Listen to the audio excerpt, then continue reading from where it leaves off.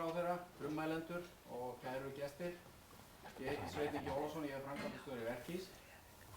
Ég hjartanlega velkomin að þetta málþing úrgangsstjórnun. Það okkur hjá Verkís mikil ánægja að standa fyrir þessu málþingi samtali við aðra og ykkur. A special welcome to our speakers from Norway and Germany that have come all this way to enlighten us about this important topic of the day. Já, málefnið sannarlega mikilvægt. Það brýnt fyrir okkur að ná betri tökum á meðhöndlun og endurvinnslu úrgangs á Íslandi. Einn valkostur endurvinnslu að breyta hluta úrgangsins í orku og það verður fróðlegt að heyra af slíkum möguleikum á Íslandi og hvað aðrir hafa gert á því sviði. En nú býð ég Stefán Gíslason, umhverfisfræðing hjá Environize, velkomin í pontu, en hann hefur tekið að sér að stýra fundi hér í dag. Gjörðu svo, Stefán.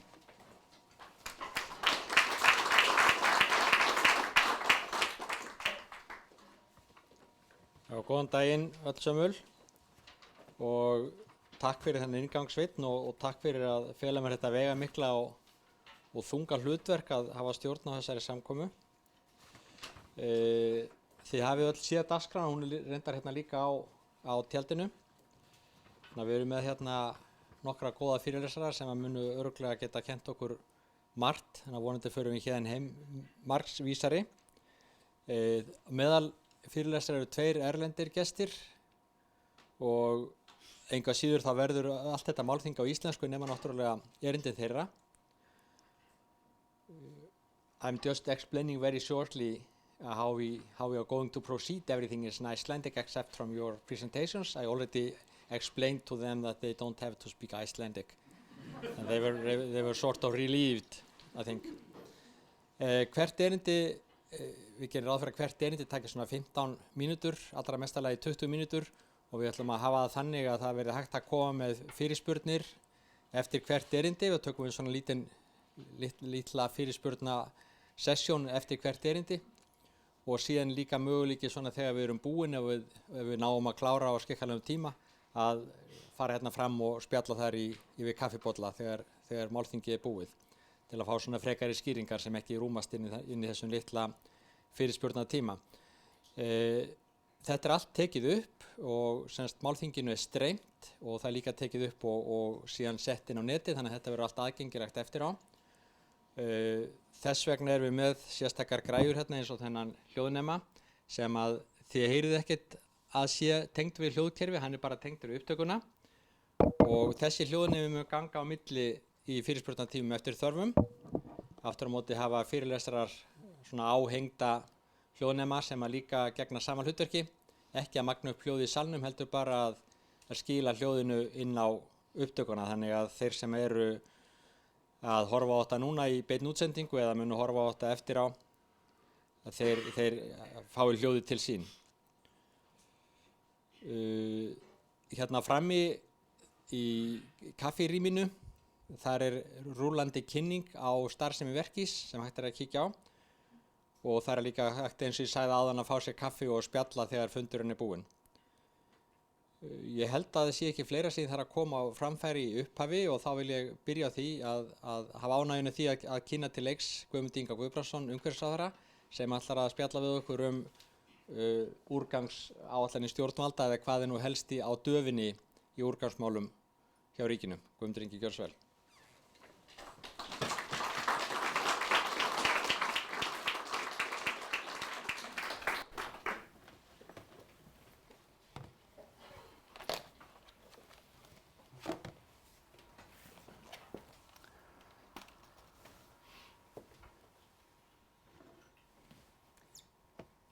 Já, góðan daginn og blessuð og sæl öll sömul.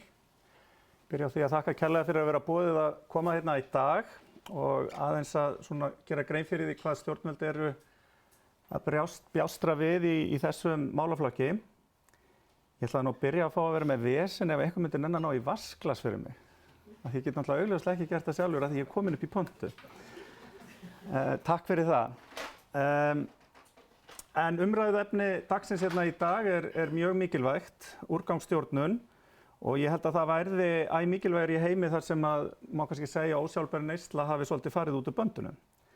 Og það mikilvægt að við svona endurhugsum það hvernig við nálgumst auðlindir jarðarinnar.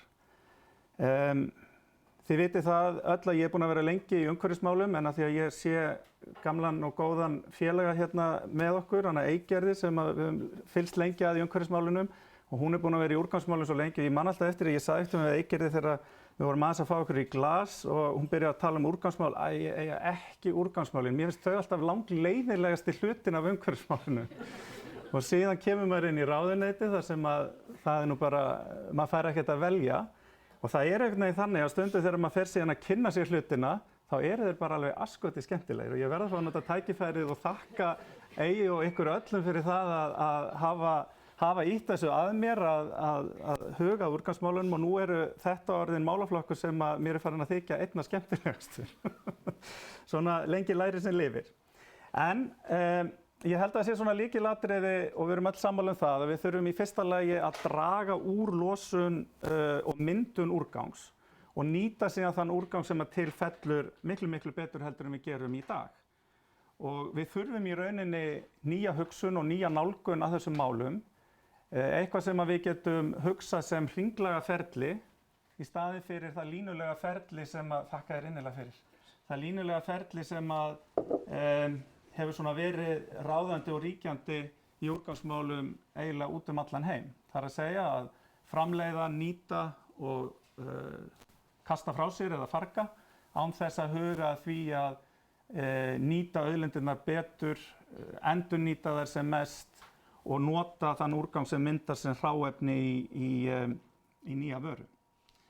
Og það kemur kannski óvart með við það sem að ég sagði hérna rétt áðan að þetta hefði ekki verið í uppáhaldi þessi málaflokkur hjá mér en þá er neysla og sóun og úrgangsmál orðin eitt af fjórum af mínum áherslumálum sem ráðherra. Þannig að það er náttúrulega einfaldlega vegna þess að þetta er bráðnauðsynlegur málaflokkur sem að þarf að sinna að meiri krafti.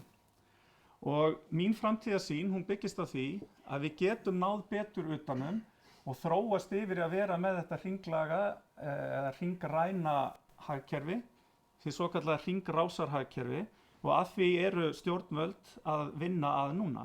Það er að segja á þessu ári höfum við verið að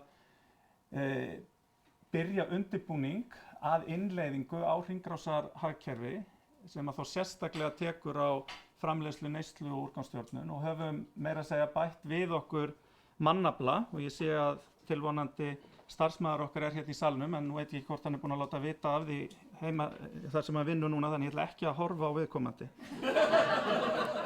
Ég horfi bara hérna og fæ mér vatn. En það er fylgst með þér. Gott að þú ert mætt eða mættur. Nú, þetta hringræna hagkerfi eða hringrásarhagkerfi, það gengur út á það eins og þið þekkið að vöruhönnun, framleiðsla, dreifing, neysla og meðhöndlun úrgangs myndi því sem næst lokaða hringrás. Og einn af lykilþáttunum í hringrásarhagkerfinu er ákveðin forgangsröðun samkvæmt úrgangsfríhyrningnum sem hún Eyja hefur oft talað fyrir mér, hvernig virkar og ég reyndar kunni þegar ég kom í ráðuneyti en það er eitthvað sem við leggjum til grundvallar við meðhöndlun úrgangsins. Og þar eru úrgangsforvarnir efstar í þríhyrningnum og svo förum við neðar og neðar og það sem við síst viljum gera er að urða. Nú forvarnir gegn úrgangsmyndum felast í því að nýta auðlindir okkar sem best og koma í veg fyrir framleiðslu eða notkun ónauðsynlegs varnings.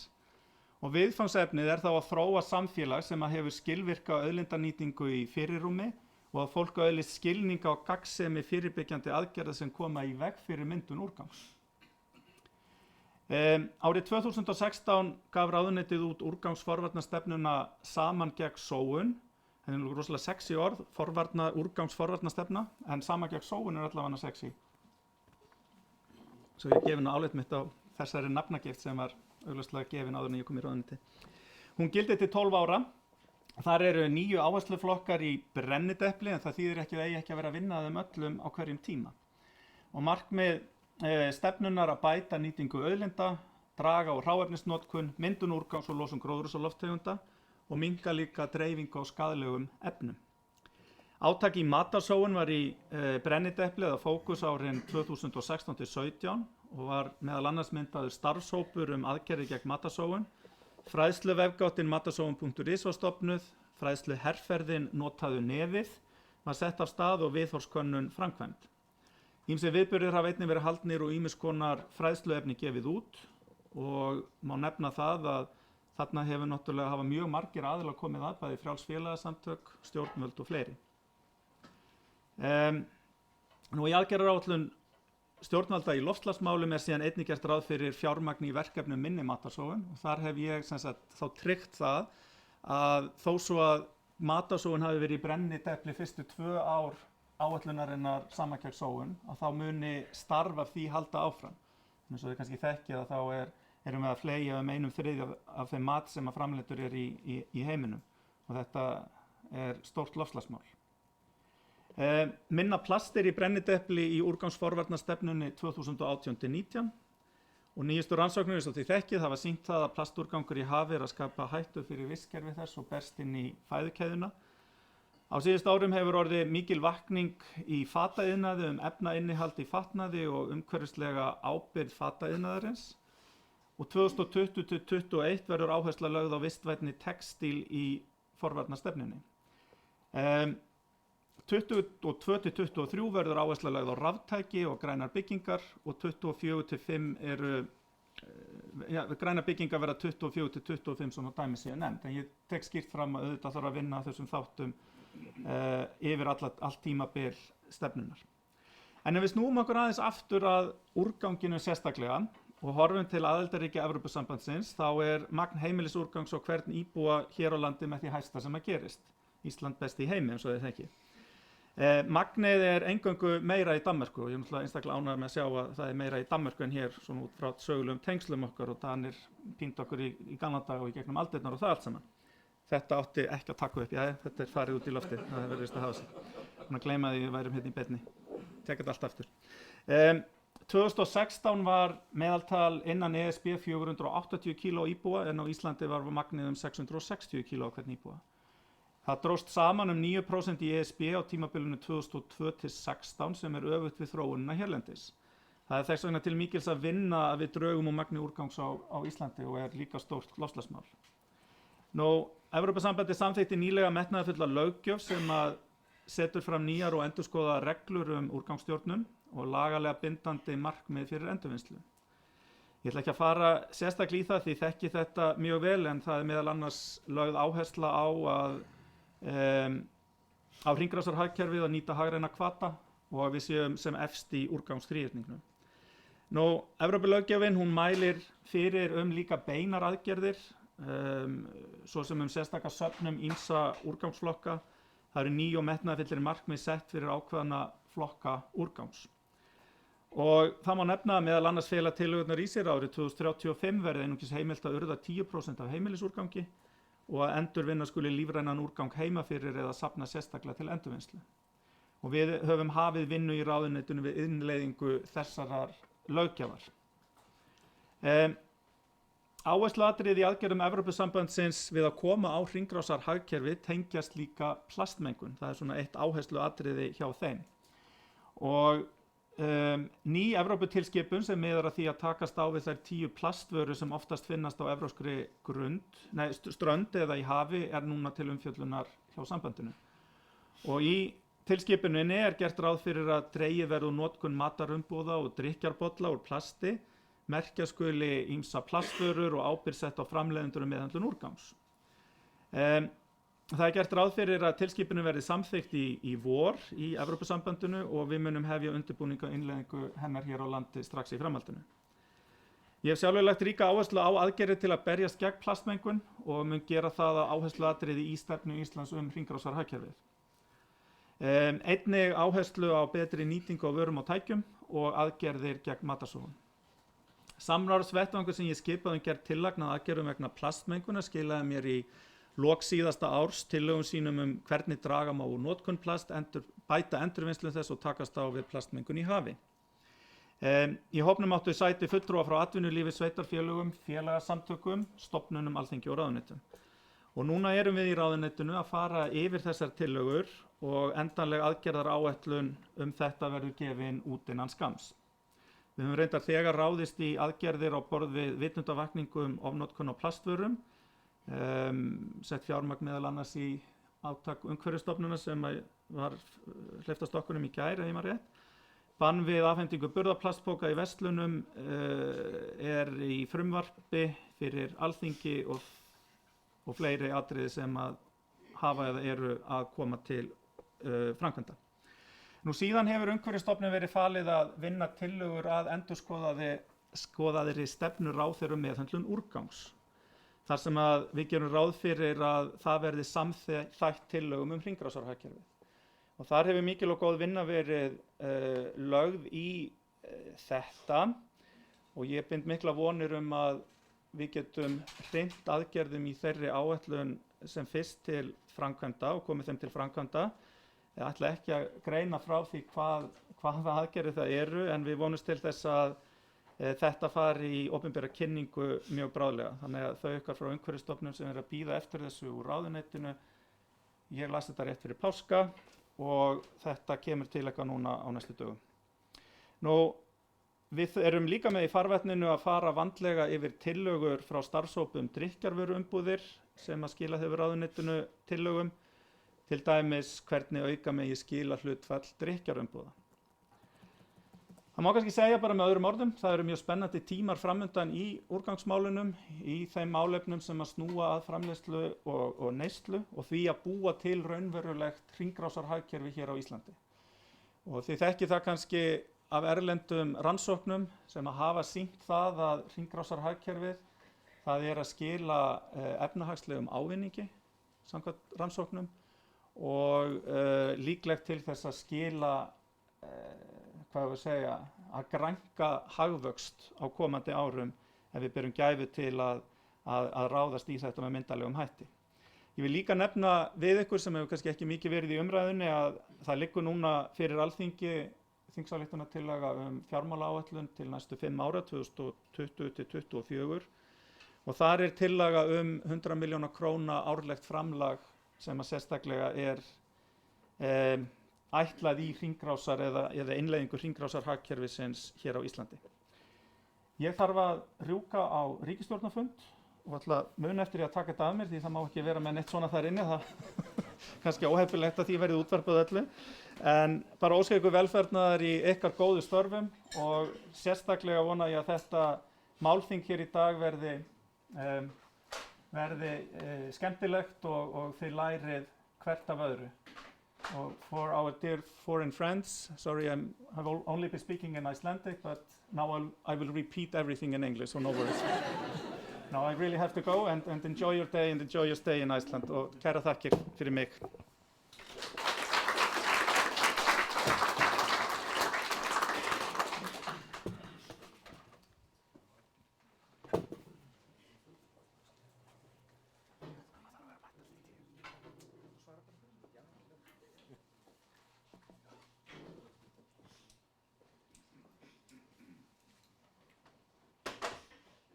Já, við þökkum umhverfisráðherra fyrir, hann þurfti að rjúka þannig að hann hafði ekki tíma til að svara spurningum. Hann sagði reynda við mig, þú svara bara fyrir mig. Ég ekki alveg viss það kannski, en þið spyrjið það bara hvert annað og ræðið í kaffitímanum allt sem hvílir á ykkur eftir þessa framsögu. Það mér sérstök ánægja að kynna næsta fyrirlesara til leiks sem Birgitta Stefánsdóttir, sérfræðingur á Umhverfisstofnun og hún ætlar að tala við okkur tölfræði úrgangsmála og væntanlega hvað fellir mikið til og hver eru afdrif þess, eitthvað í þá veru. Birgitta, gjörðu svo vel.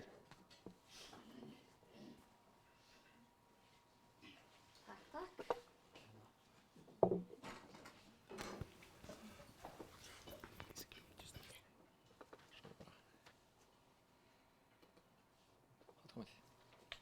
Já, góðan daginn og takk fyrir að bjóða mér eða okkur í Umhverfisstofnun. Þess að ráðherra var svona búin að taka helstu punktin úr kynningunum minni. Þetta verður mjög stutt kynning. Bara mjög ánægjulegt að sjá þegar ráðuneyti og undirstofnunar þessi eru svona alveg á sömu línu. Það er bara mjög ánægjulegt. En Umhverfisstofnun er ábyrgt fyrir að taka saman gögn magn úrgangs á Íslandi og koma þeim áfram til Hagstofunnar sem kemur svo áfram til Eurostat, Evrópusambandsins. Ég ætla svona aðeins að fara yfir kannski það sem helst að frétta. Ég geri ráð fyrir að svona miðað við hvað fólk hérna inni að þið vitið svona hluta af þessu en bara, já, sjáum hvernig þetta gengur hjá okkur.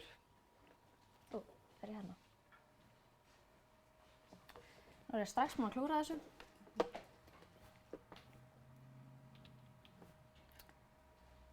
Skeitt í þarna? Já, flott. Bara svona aðeins það sem ég ætlaði að fara yfir, það er fyrst heildarmagnið og ráðstöfunin. Ég ætla aðeins að tala sérstaklega um heimilisúrgang, svo losun vegna úrgangsmeðhöndlunar á Íslandi, mjög stutt endurvinnslu umbúða og svo aðeins hringrásarhagkerfið og það sem við kallum hringrásarhagkerfispakkann, eða pakkann sem ég hef ákveðið að kalla það.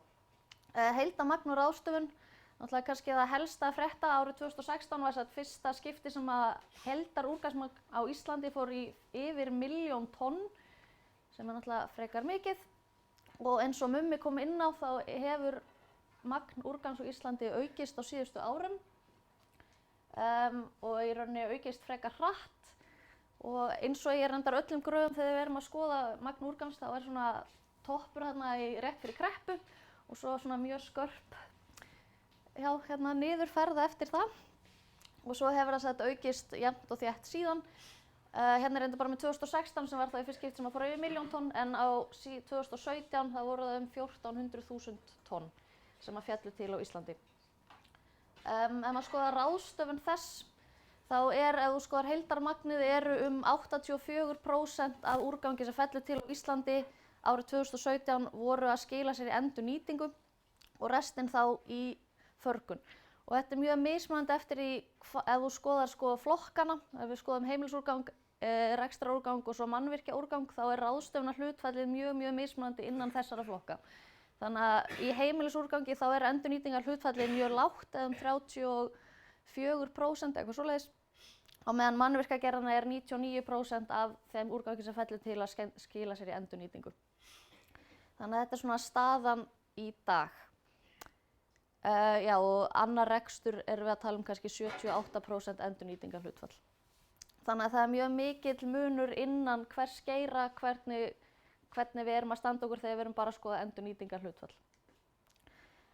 Svona eitthvað sem mér finnst vera áhugavert er að, eins og segjum að mannvirkjagerðin, þar erum við 99% að skila sér í endurnýtingu, en það er mjög mikið stórt hlutfall af þeim úrgangi sem fellur til á Íslandi er úrgangur vegna mannvirkjagerðar. En árið 2017 erum við að sjá 62% er hægt að rekja til mannvirkjagerðar. Þannig að það er mjög mikil svona möguleikar þarna á að draga saman. Gott að tala við fólk sem að vinna við að hanna hús, en það þarf að vera minna rusl þegar við erum að byggja. Það er alveg mjög mikilvægt. Þannig að þetta hlutfall hefur verið að aukast. Þetta er hlutfall að mannvirkja úrgangs af heildarúrgangi á Íslandi. Mest af þessu er jarðvegur og jarðvegsefni, en líka alls konar úrgangur frá niðurbroti og annar úrgangur sem fellur til. Heimilisúrgangur, eins og Mummi kom inn á, þá er heimilisúrgangur í Íslandi per íbúa mjög hár og þetta var akkurat, hann útskýrir þetta graf í sinni ræðu, en að meðaltali þá falla til 480 kíló hvern íbúa í Evrópusambandinu og Íslandi er þetta 660 kíló. Og Danmörk er eina landi sem er með meiri úrgang af löndum innan Evrópusambandsins. Reyndar er Sviss mjög heppið af því að þau eru ekki í Evrópusambandinu, þannig að þau fá aldrei svona shaming, en Sviss er líka hérna uppi, bara svona að taka það fram. Maður minn er frá Sviss, sko, þannig að mér finnst mjög gaman að tala um það. Þannig að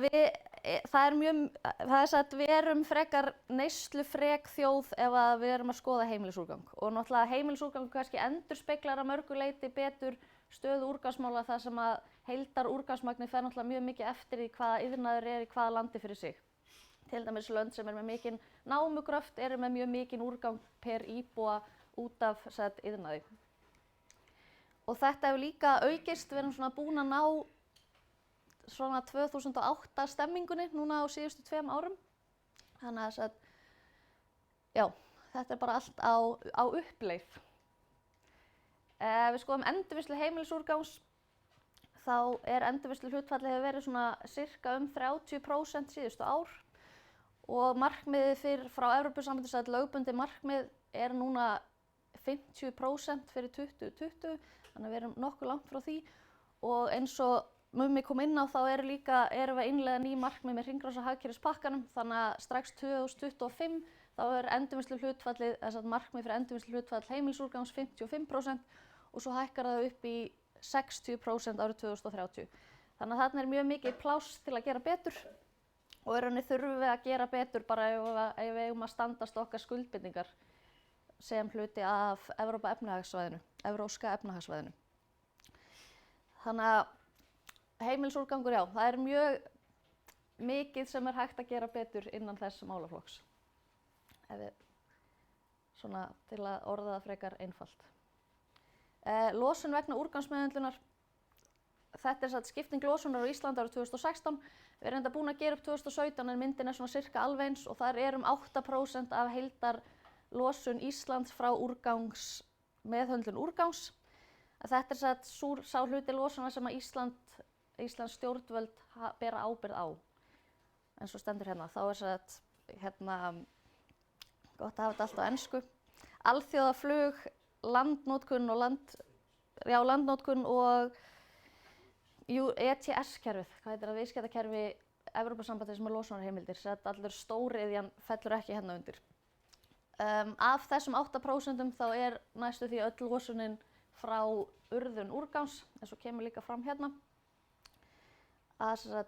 Urðun á lífrænum úrgangi svona uppspretta losunar frá úrgangi á Íslandi, myndi maður geta sagt það. Og ef við skoðum hvernig við að standa okkur, þá einhverjar mínustölur sem mjög jákvætt þegar þú að skoða losunarbókhald. Þannig að síðan 2005 þá hefur verið samdráttur í losun frá meðhöndlun úrgangs. Þó við séum reyndar með aukningu síðan miðað við 1990, en þá svona eitthvað trend á niðurleið vonandi í gangi. Já, og náttúrulega losunin aðalega út á urðun á lífbrjótanlegum úrgangi og það náttúrulega bæði heimilisúrgangur og rekstrarúrgangur og það líka markmið í gildi á Íslandi urðun lífbrjótanlegs heimilisúrgangs og þar við í rauninni á svona eins og við sjáum aðeins á vitlausu leið, þurftum að svona kúrfa þetta aðeins af, á meðan urðun lífbrjótanlegs rekstrarúrgangs hefur verið töluvert undir markmiðum, eða við erum að standa okkur betur en við höfum sett okkur markmið Þetta mynd sem ég alltaf gaman að sýna að þetta losun per íbúa í Evrópusambandinu miðað við losun per íbúa á Íslandi. Þetta þá líka bara sá hluti sem Íslensk stjórnvöld bera ábyrgð á. Góðu fréttirnar að bæði Evrópusambandið og Ísland að draga saman losun hægt og bítandi en í rauninni að losun á hvern íbúa á Íslandi töluvert hærri en losun á hvern íbúa innan Evrópusambandsins. Og þetta kannski mikilvægt bara að því 8% hljómar ekki svo mikill hluti losunar en við þurfum í raun að draga úr losun á öllum sviðum sem við mögulega getum. Til þess bæði að nálgast Evrópusambandið og líka bara ná markmiðum sem við sett okkur innan Parísarsáttmálans svo framvegis. Endurvinnsla umbúða, ég ætla bara að renna yfir það svona hver staðan þar. Það tölfræði sem við höldum utanum. Það markmið í gildi umbúðaúrgang bæði fyrir heildarmarkmið fyrir umbúðaúrgang og líka fyrir hvern flokk af umbúðaúrgangi. Og þetta náttúrulega markmið sem að sett að Evrópusambandinu og þessi rauðu markmið þá markmið sem sett í hringrásarhagkerfispakkanum. Þannig að eins og í pappír og pappa þá bara standa okkur nokkuð vel með við markmið sem eru í gildi og í rauninni svona vonandi með það markmið sem við eigum eftir að innleiða. Í plasti þá við aðeins yfir þeim markmiðum sem eru í gildi núna en töluvert frá þeim markmiðum sem verða sett og verða í gildi frá 2025 sem innleidd með hringrásarhagkerfispakkanum. Og þetta alltaf endurvinnsluhlutfall. Umbúðaúrgangur úr gleri. Þar við frekar langt frá bæði markmiðum og nýjum markmiðum af því að við erum ekki að endurvinna gler í dag. Þannig að það 0% en við ættum að vera í 60% og þau að hækka í 70% og 75% með hringrásarhagkerfispakkanum. Og umbúr málmi, það hefur gengið ágætlega sérstaklega út af góða endurvinnsluhlutfalli og flokkunarhlutfalli af skilagjaldsskyldum umbúðum. Þarna líka ný markmið í Evrópusambandspakkanum en þau skiptast í álumbúður annars vegar og járnríkur málmur hins vegar þannig að það verið að skipta flokknum upp þannig að ég sýndi það ekki á þessari mynd. Ég tala oft mjög hratt þannig ég vona að þið hafi náð einhverju.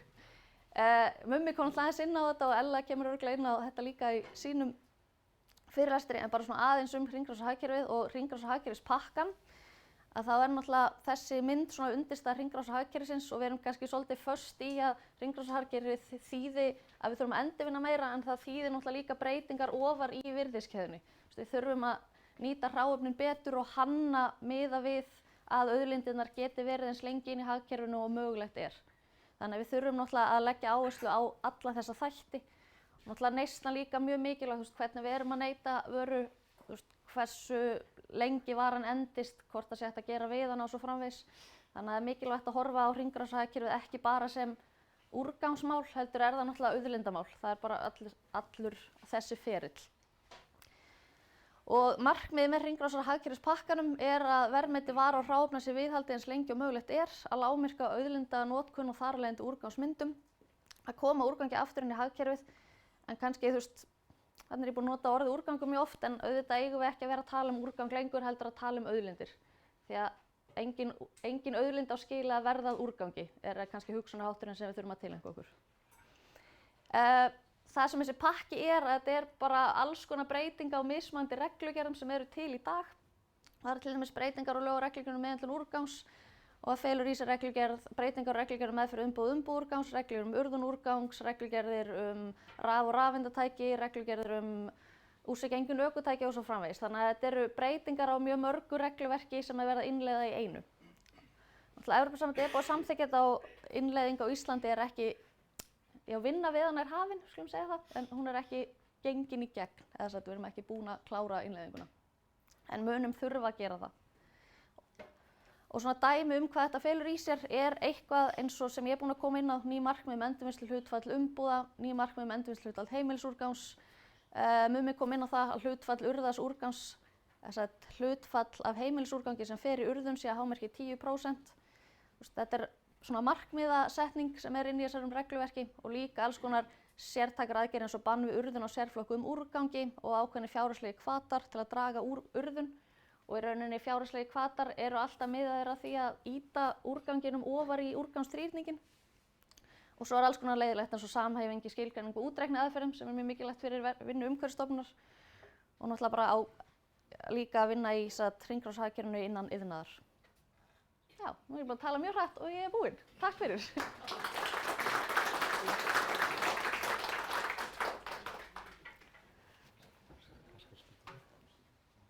Takk fyrir þetta Birgitta. Spurningar, við höfum góðan tíma, hún talaði svo hratt að við höfum nógan tíma til skrafs og ráðagerða. Haukur. Það er hérna hljóðnemi, ég bið þá sem að tala í hljóðnemann að halda ekki svona mjög þétt utan neðsta hlutan á honum, það er best að halda svona pent utan miðhlutan. Forvitnastu meinaglæruna, minni losun vegna meðhöndlunar, úrgangs, hvað er það sem skýrir þessa minnkuðu losun?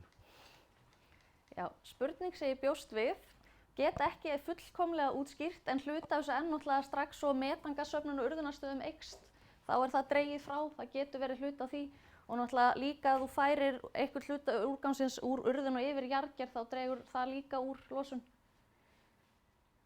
sem ég reyndar með aðra glæru fyrir eitthvað staðar. Ég er nefnilega oft með svona spurningaglærur fyrir aftan. Að þú veist, strax og þú ert að færa eitthvað, þetta er reyndar mjög lítill hluti núna sem er að fara í jarðgerð, en strax og þú færir úr urðun og yfir í jarðgerð, þá ert að draga verulega úr losun per hvert tonn í meðhöndlun. En ég í rauninni er ekki með mjög góða skýringu á þessu og ræddi þetta svolítið við loftslagsteymið, en já. En það getur verið einmitt hluti, náttúrulega því meira sem við söfnum því, já, minni verður losunin. En kannski aðrir sem koma eftir sem geta kannski líka komið með eitthvað pælinga varðið þetta. Já, það er bara ein spurning, svona forvitni. Já, haldi ekki mikið utan það neðsta hlutan, þá getur það truflað útsendinguna. Já, já, bara ein spurning, þessi glæra þarna sem sýnir þessa rosalega útblástur Íslendinga með útlendinga. Sko nú erum við að framleiða ál fyrir Evrópu og þetta er allt fyrir evrópska neyslu. Já, álið er ekki inn í þessu í rauninni. Ok. Af því álið er ekki alþjóðaflug heldur. Ekki alþjóðaflug? Nei. En ferðamenn? Já, náttúrulega við berum ábyrgð á hluta losunar frá ferðamönnum eins og svo náttúrulega stærst losunin. En hafið þið reiknað þá bara per neyslu heimila? Nei. Aðskilið Íslendinga frá útlendingum? Í rauninni sko losunarbókhald Íslands sem Umhverfisstofnun ber ábyrgð á reiknar ekki losun per heimili. Það þarf bara að reikna það nákvæmlega í þessu formati, en hitt náttúrulega Íslendingar ber ábyrgð á þeirrum atvinnugreinum sem við ákveðum að reka. Af því að við erum líka að sjá sko að það gríðarleg losun vegna neyslu Íslendinga sem liggur í öðrum löndum. Bara eins og framleiðsla á öllum raftækjum, öllum fatnaði, öllum húsgögnum. Þetta liggur allt fyrir utan Ísland. Þannig að eins og ég sé þetta þá erum við að sleppa við hellingalósun ef við erum náttúrulega líka að taka okkur losun vegna ferðamanna. En náttúrulega líka eins og ég hugsa með úrgangsmagn maður getur reiknað út úrgangsmagni sem Íslendingar eru að skilja eftir sig á Tenerife á hverju ári. Það náttúrulega liggur, já það alltaf ákveð sem liggur innan tölfræðinnar og ákveðin hlutar sem liggja ekki innan tölfræðinnar. En vissulega sko þessi mynd, það mjög mikilvægt að sýna hana án þess að álframleiðslan sé innan hennar, af því að það náttúrulega stór hluti. En hún náttúrulega innan síns eigins viðskiptakerfis, þess að viðskiptakerfi ESB með losunarheimildir. Var þetta nógu gott svar? Já. Fleiri spurningar?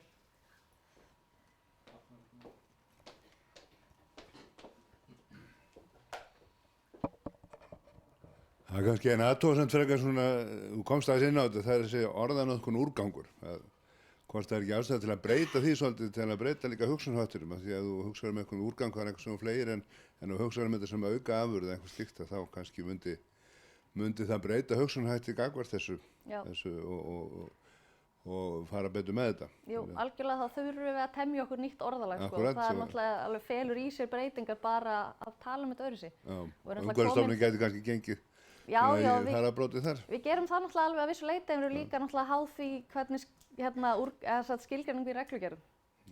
Þannig að já, algjörlega. Og náttúrulega mikilvægt líka bara að úrgangur, það verður náttúrulega alltaf til einhver úrgangur, en það á náttúrulega að vera mjög lítill hlutur af þessu sem að fer, já, það mætti kannski kalla í förgun, kannski það eina sem að þetta skilgreina sem úrgang. Fleiri spurningar? Sýnist það ekki vera, þá bara þakka ég því kærlega fyrir. Takk.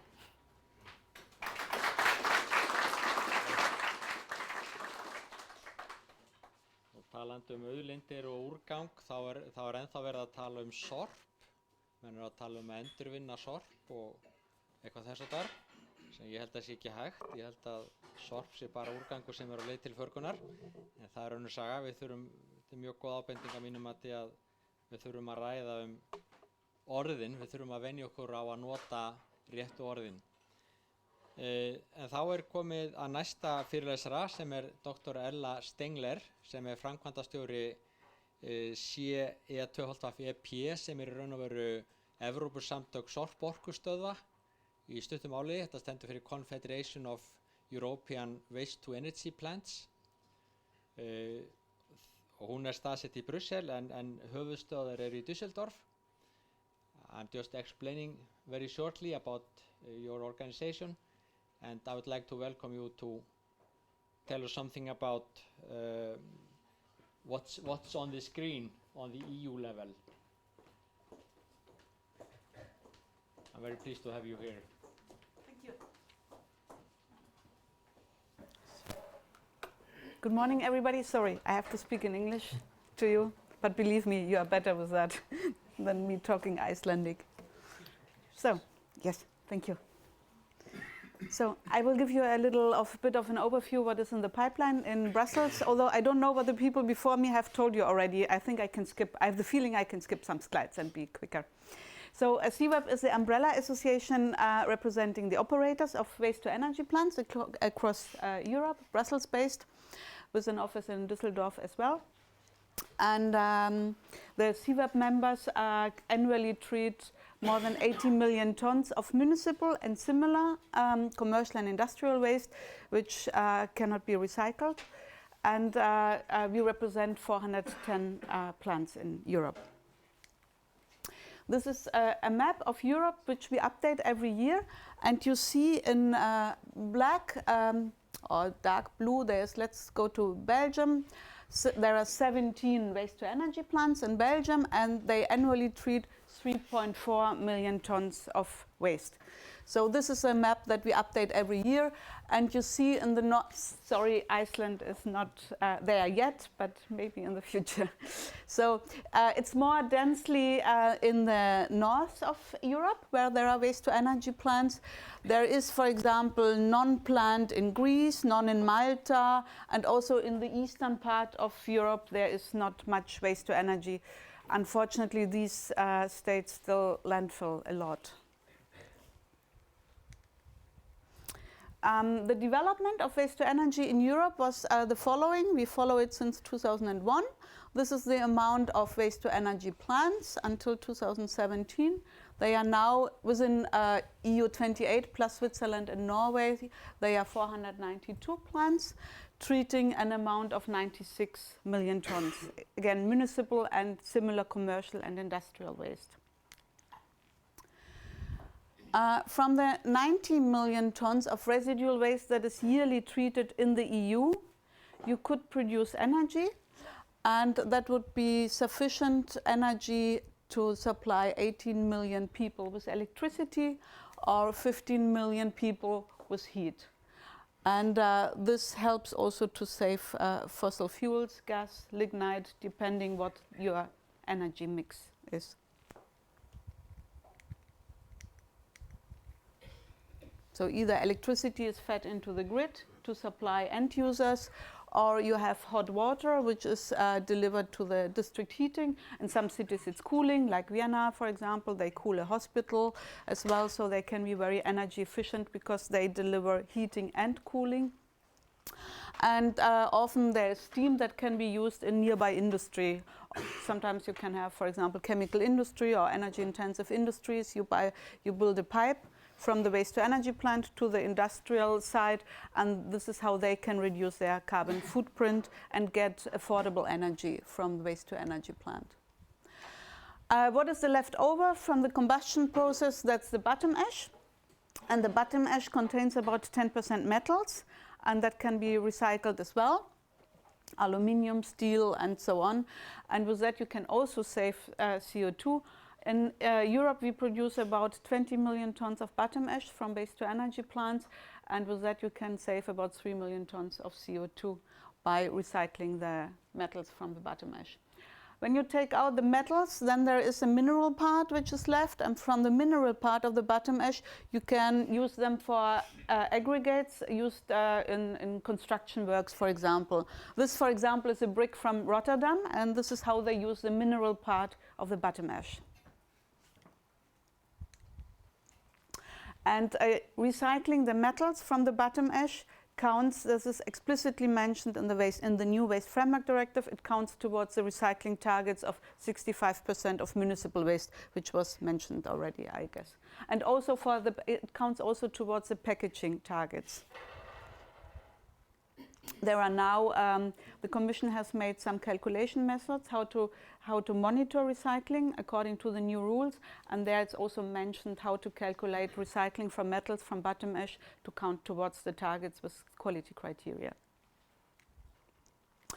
So the circular economy has its goals. So the goal is to prevent waste, of course, to share, to donate, to repair, and in the first place, of course, to make products better so that they can be better recyclable. Eco-design is quite high on the agenda in Brussels.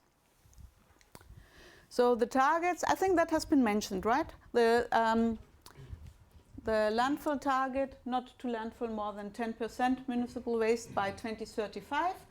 And member states who are lagging behind, who landfill more than 60% in the year 2013, which is the base year, they are allowed to have 5 years longer, so by 2040, which is a very long transition time. However, the signal is clear. Maximum 10% landfilling will be allowed in the future for municipal waste. Then recycling targets, so that is 65% by 2035 for municipal waste. And again, member states lagging behind have 5 years longer. I will show you later on some Eurostat-based figures how the EU member states achieve these targets. But I must say this 65% recycling with the new strict recycling rules, how you calculate it. And if you calculate as recycling only what is actually recycled, none of the member states achieves the 65% yet. Although Germany, my home country, claims they achieve more, it's not true. That's not according to the new strict calculation methods. So at the moment, I think nobody achieves it yet. Packaging waste targets, there are as well. There are some upcoming measures, but I will skip these slides. It's just later on, if you want to see it, you can have it. And that's the reality. I presented you the goals, and the reality is unfortunately still a little bit different. We see news that Commission puts Poland and Slovakia on notice over subpar landfills. Also, Italy is breaching landfill rules. And Poland vows to fight illegal waste dumps. So that's the reality in Europe. And particularly since China restricted its, the waste imports, we observe more of these things. In Poland, particularly, there were in the summer, springtime 2018, just after the Chinese policy changed, there were more than 20 fires just in 2 months noticed, open fires on dump sites. So this is just one example of what happens if we are not, well, what is unfortunately reality and what needs to be changed and tackled.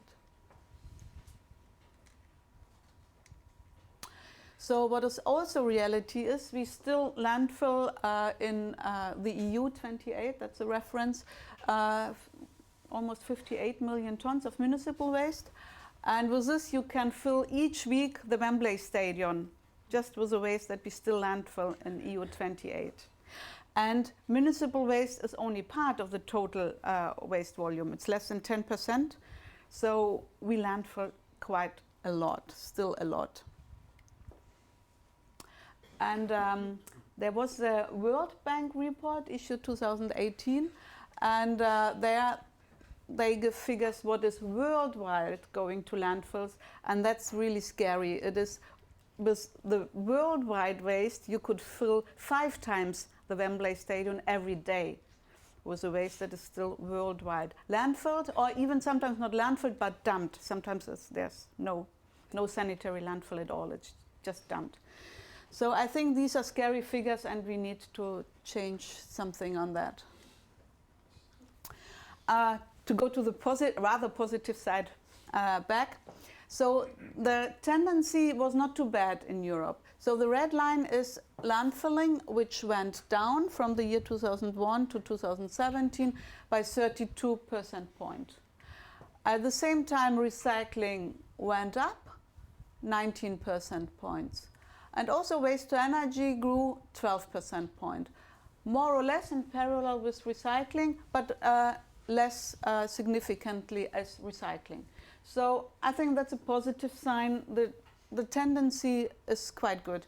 And I think from the tendency you also see that recycling and waste to energy together helped to reduce landfilling. So that's the tendency to turn the thing to a little bit of positive, to the positive side. And this happened due to some EU legislation. The one was the Waste Framework Directive from 2008. It gave some incentives to divert waste from landfills and to recycle more, and also to be more energy efficient with waste to energy plants. There was the R1 formula introduced with energy efficiency criteria, and that gave incentives to the operators of waste to energy plants to make the plants more efficient. That was an incentive. Then, of course, the former Waste Incineration Directive, now Industrial Emissions Directive, and based on this, the best available technology, BREF, waste incineration, which implemented very, very strict rules for waste to energy, which is hard for the sector, but good for the environment and should be good for the acceptance. And this sector is very, very strictly controlled. One of the most important legislation was the landfill directive, I think. That really, really helped to make the red line going down to divert waste from landfills. So the landfill directive was essential, and also the new one will be an important tool to go away from landfilling. Then there's also the Renewable Energy Directive and the Energy Efficiency Directive. The biodegradable part of the waste is renewable energy. So about half of the energy that is produced by waste-to-energy plants is considered renewable energy. And this also helps to maximize the energy embedded in the waste and to use that from the waste that is not feasible and not suitable for sustainable recycling. So this is the map that or the graph that we update every year based on Eurostat figures. Now we have the 2017 figures. So you see principally the EU average is 46% recycling, including composting, 29% waste to energy, landfilling an average 23%. You see on the left side those member states who achieve high recycling rates. They almost phased out landfilling, and they also have a considerable amount of waste to energy, proving that waste to energy helps again together with recycling to reduce landfilling. The member states who are here, they have achieved to reduce landfilling dramatically by either introducing landfill bans or introducing very high taxes for landfilling. Whereas on the right side you have here some member states with a lot of red, that's the landfill percentage, and they also have then a low recycling rate and also none or very low waste to energy. And yeah, Iceland is here, but you have seen the figures already, I guess, or you know these figures from Iceland. I guess that's based on Eurostat. If it's 100% correct, I don't know. It's based on Eurostat. And you see some gray here. The gray is unfortunately where it doesn't mix up. Not always the waste that is generated and treated, the figures don't always sum up to 100%. So we decided this year for the first time to make this gray zone just to communicate that there's a gap of data. So Eurostat is very happy. Recently they launched a press release. Never ever we had high recycling rates as now. For municipal waste, for example, 46%. So that's quite positive if you see the tendency. However, what is really used? How much recycles do you use to replace virgin materials? And this is at the moment only 12%. So 12% of the material resources used come from recycled products and recovered materials. So that's comparatively a low figure. So I think there's still some work to be done so that the market trusts and accepts the recycled products. And I think one important point for that is quality, because if you are sure that the recycled products have a certain quality, then the market will accept it. And I think that's one of the main reasons why so far it's only 12%. So we have to improve the quality of recycling, starting with source separation and so on. And the quality of recycling will or should be tackled by a new thing which is in the pipeline in Brussels. That's the interface between chemical, waste and product legislation. And there you have to make the balance between quality and quantity, because we have so far in EU legislation a lot of quantity targets. Quality is a little bit more tricky to tackle. And so there are questions the Commission asks stakeholders, what should we do? Should the same rules apply for products as for secondary raw materials? Or can recycled products be treated in a little bit more generous way in order to boost recycling? These are sometimes very difficult aspects you have to balance out. And also often it's not known. Waste is something heterogeneous, particularly municipal waste. So sometimes you just don't know which is in it, which compounds are in it. Whereas in chemical legislation, you mostly know the composition. So these are tricky things, and you have to also consider the availability. You know, if you have a glass made by lead, if you drink from the glass, nothing happens, although lead can be dangerous. So it depends in which form, in which composition you are facing the waste. So these are quite tricky things, and the Commission is currently dealing with it. However, they said with new proposals, they will wait until the new Commission will be installed. That's in autumn this year. So we have to wait a bit for that. When it comes to quality recycling and having a clean circular economy, I think waste to energy can help with that. Because if the waste is too mixed, too polluted for recycling, then waste to energy come into play and helps to that these polluted wastes are not spread into the environment. And for this, waste to energy is equipped with a quite sophisticated flue gas cleaning system. So if this is a waste to energy plant, waste delivery, thermal treatment and energy generation, and this is the flue gas cleaning system, which is a very huge part of the whole waste to energy plant. And also when it comes to investment, it can be up to 40–50% of the total investment. However, this flue gas cleaning system guarantees that the emissions are very, very low. So I come back to the circular economy and the targets. We were thinking, because some people think once we have a circular economy, 2035, there won't be any residual waste anymore. So we don't have to be careful and concerned about residual waste treatment capacity. So we did a very simple calculation. You take the amount of municipal waste, 246 million tons. And there's also commercial and industrial waste. That's about 294 million tons in EU 28. That's the base year. Then you do collection, source separation, and then we assume the 65% recycling calculated in a strict way, how it is now in the new legislation. So not collected, but 65% really recycled in the end. That means here you need, of course, more to come into the recycling plants. So we assume the output or what goes into recycling plants is really 65% actually recycled. And then you will still have rejects and residues from recycling. And a part of the rejects, we considered about 80% from the rejects will go to waste to energy or something else, and about 20% will still go to landfill. And to make a long story short, because I understood I should rush up a bit time-wise, otherwise you can ask me afterwards. So from municipal waste, there will be still an amount of 68.5 million tons that need treatment. For commercial waste, we assumed a little bit more ambitious recycling rates because it's not so normally, not so heterogeneous like municipal waste. You can recycle a bit more. And then we calculated what is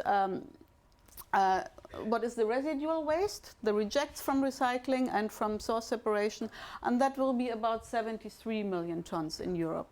So altogether, we will, when we have implemented the ambitious recycling targets, which are set in the circular economy, we will still have a need for residual waste treatment of about 142 million tons. A part of it is covered by waste to energy and co-incineration. Waste to energy is, well, now it's about 90 million tons, I think. 2016 it was 88.2 million. I would say it's now 19 million tons. Co-incineration, mainly in cement kilns, is about 10.5 million tons. So you have more or less 100 million tons capacity, thermal treatment capacity. That still leaves us with a gap of 40 million tons with the residual waste, and we have to have a honest discussion what to do with it if we want to avoid the pictures I've shown before in Poland, open uncontrolled fires, or export somewhere else in the world, or maybe even criminal routes. So we have to take responsibility how to tackle this gap. And I don't say we should close this gap with waste to energy, but we have to think about it and discuss about it in a honest way. However, we did the calculation, if this gap would be covered by waste to energy, then you could supply about 22 million inhabitants with heat and almost 28 million people with electricity, and you could save about 115 million tons of CO2 equivalents, which is more or less that a member state like Belgium emits per year. We did this exercise for Iceland. So assuming in Iceland you would have achieved the 65% recycling, and you would have maximum 10% landfilling, which is the circular economy goal. Then we took the figures that we got from Iceland. Please correct me if something is wrong, then we are happy to change the calculation. So then you will have you will need a recycling capacity of 143,000 tons. Oops. For municipal waste, and for commercial and industrial waste you will need about 175,000 tons capacity. I understood in Iceland you have already quite high recycling rates for commercial and industrial waste. So, but then you will also have a residual waste of about for treatment 48,000 tons. So you end up with about 100,000 tons of residual waste to deal with, which is not recycled and not landfilled. So that was the exercise for Iceland. Happy to discuss with you and open for your thoughts and corrections about Iceland. And then I conclude how waste to energy can help to have a clean circular economy. So first of all, it helps to reduce landfilling and helps quality recycling by treating the polluted waste, which is not good enough for recycling.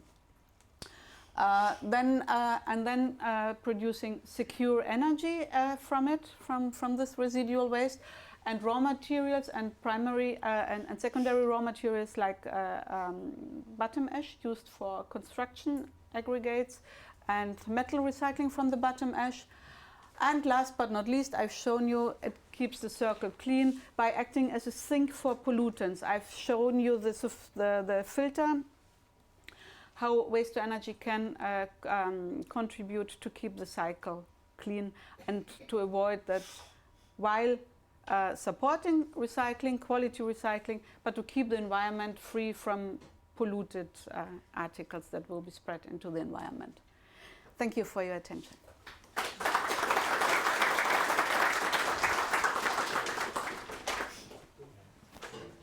Thank you very much, Ella. We'd like to thank Ella again for her presentation. And now you have the opportunity to ask her. You can ask in English or you can even ask in Icelandic. Then we will try to translate it to her. And I guess you can ask in German as well if you like. So, who's gonna raise the first question? If no one is going to ask her, I'll remind you that you maybe can have a chat afterwards over a cup of coffee in front. Oh, sorry, Rune. I can ask you a question then. Just a minute, Rune. Yes, of course. Bring you the microphone. Yes, my name is Rune Derdal from Kvitebjørn Energy in Norway. Now, you were referring to the recycling targets, Ella, and you also were explaining about the calculation methods. Could you explore a little bit more about that, and how you have you seen and how, let me say, the practices have to change around in Europe, because I guess you suggested that the current practices for counting recycling is wrong in almost all countries. You were referring to Germany, for example, that their recycling at values are too high. Yeah, well, so far the member states had some flexibility how to calculate the recycling targets. And in Germany, for example, they calculated what they had source separation, and what they collect for recycling they calculated as recycled. But in reality, the quality was not 100% good enough for recycling, so they had a lot of rejects, and for plastic waste it can be 50%. So you imagine how much the delta is between what you calculate as recycled and what is really recycled. And in the future it will be harmonized, and the member states will have to calculate what is really recycled. And I think it was also a wake-up call when China introduced their ban, because people thought, I have a good conscience because I separate and then the waste goes to recycling. And then they discovered, it was shipped to China and it was, I don't know if it was really recycled. So it was a little bit of a wake-up call so that people realize that there are two different things. What you saw separate at home is not necessarily 100% recycled. And you saw the other figure, only 12% is really replacing virgin materials, so that's another step. So there's a long way we have to go, because what is the sense of recycling? You have to replace virgin materials. So there's a long way to go.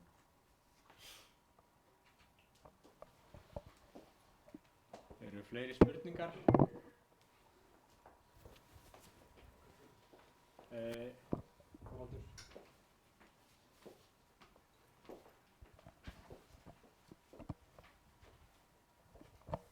You calculated that in Iceland, some like 100,000 tons would have to also be processed in waste-to-energy plants or something similar. Or somewhere else, but that's the amount that needs what treatment. other options do we have than waste-to-energy? If you ask me, I would say, of course, you have to use waste to energy, because that's the amount of waste that cannot be recycled. And so the alternative would be landfilling, but this is not a real alternative anymore. Well, the other alternative would be, of course, you can ship it somewhere, but then you need to find treatment capacity somewhere else. And at the moment, I must say, European waste to energy plants are running full capacity. We receive quite often requests, particularly Italy is at the moment looking for capacities for waste to energy because they don't have enough waste treatment capacities. But waste to energy plants in Europe are practically running all full capacities. So I don't see an alternative to waste to energy, but maybe I'm biased. But I think the facts justify that. So Ella, of course, as waste management as that total is to deal with all the waste that's coming on that's been collected. And then you were referring to the progressive legislation in the EU now to combat. The aim is, of course, to diminish the waste. And also to buy the eco-design, for example, and to ban certain plastics. I understand that's coming on. Single-use plastics. Yes, single-use plastic. And but do you see a real game changer coming that will reduce the waste generated? Because that will, of course, change the whole picture in your projections. Do you see any game changer?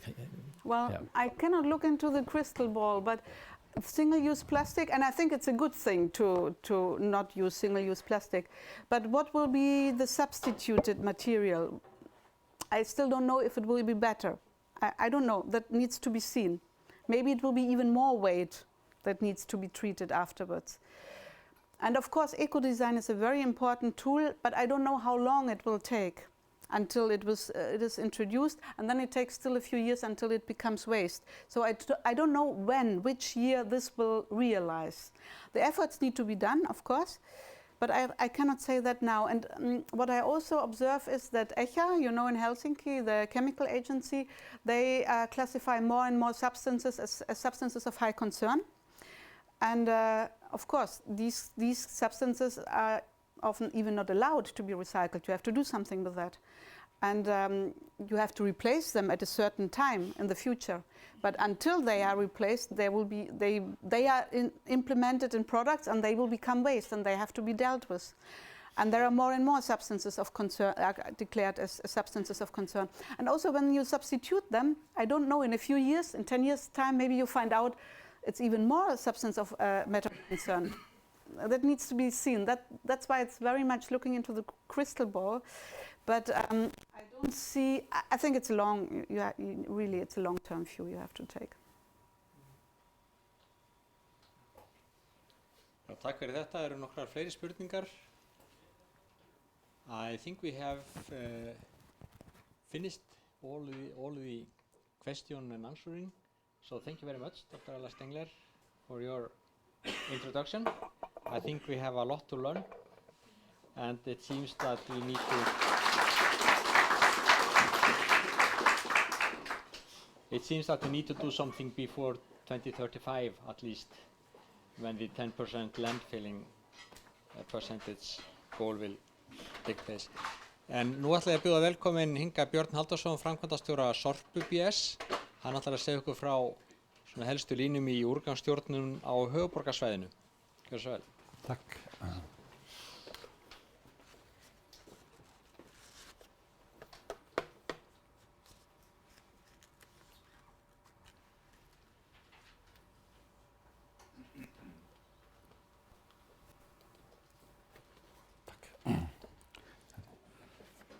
Já, góðan daginn og kæra þakki fyrir að bjóða mér að koma hérna og ræða þessi mál.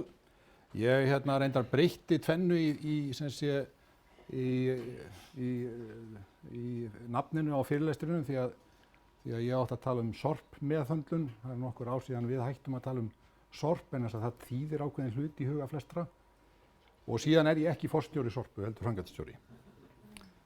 Ég ekki ennþá komið með svona virðulegan titil að vera forstjóri.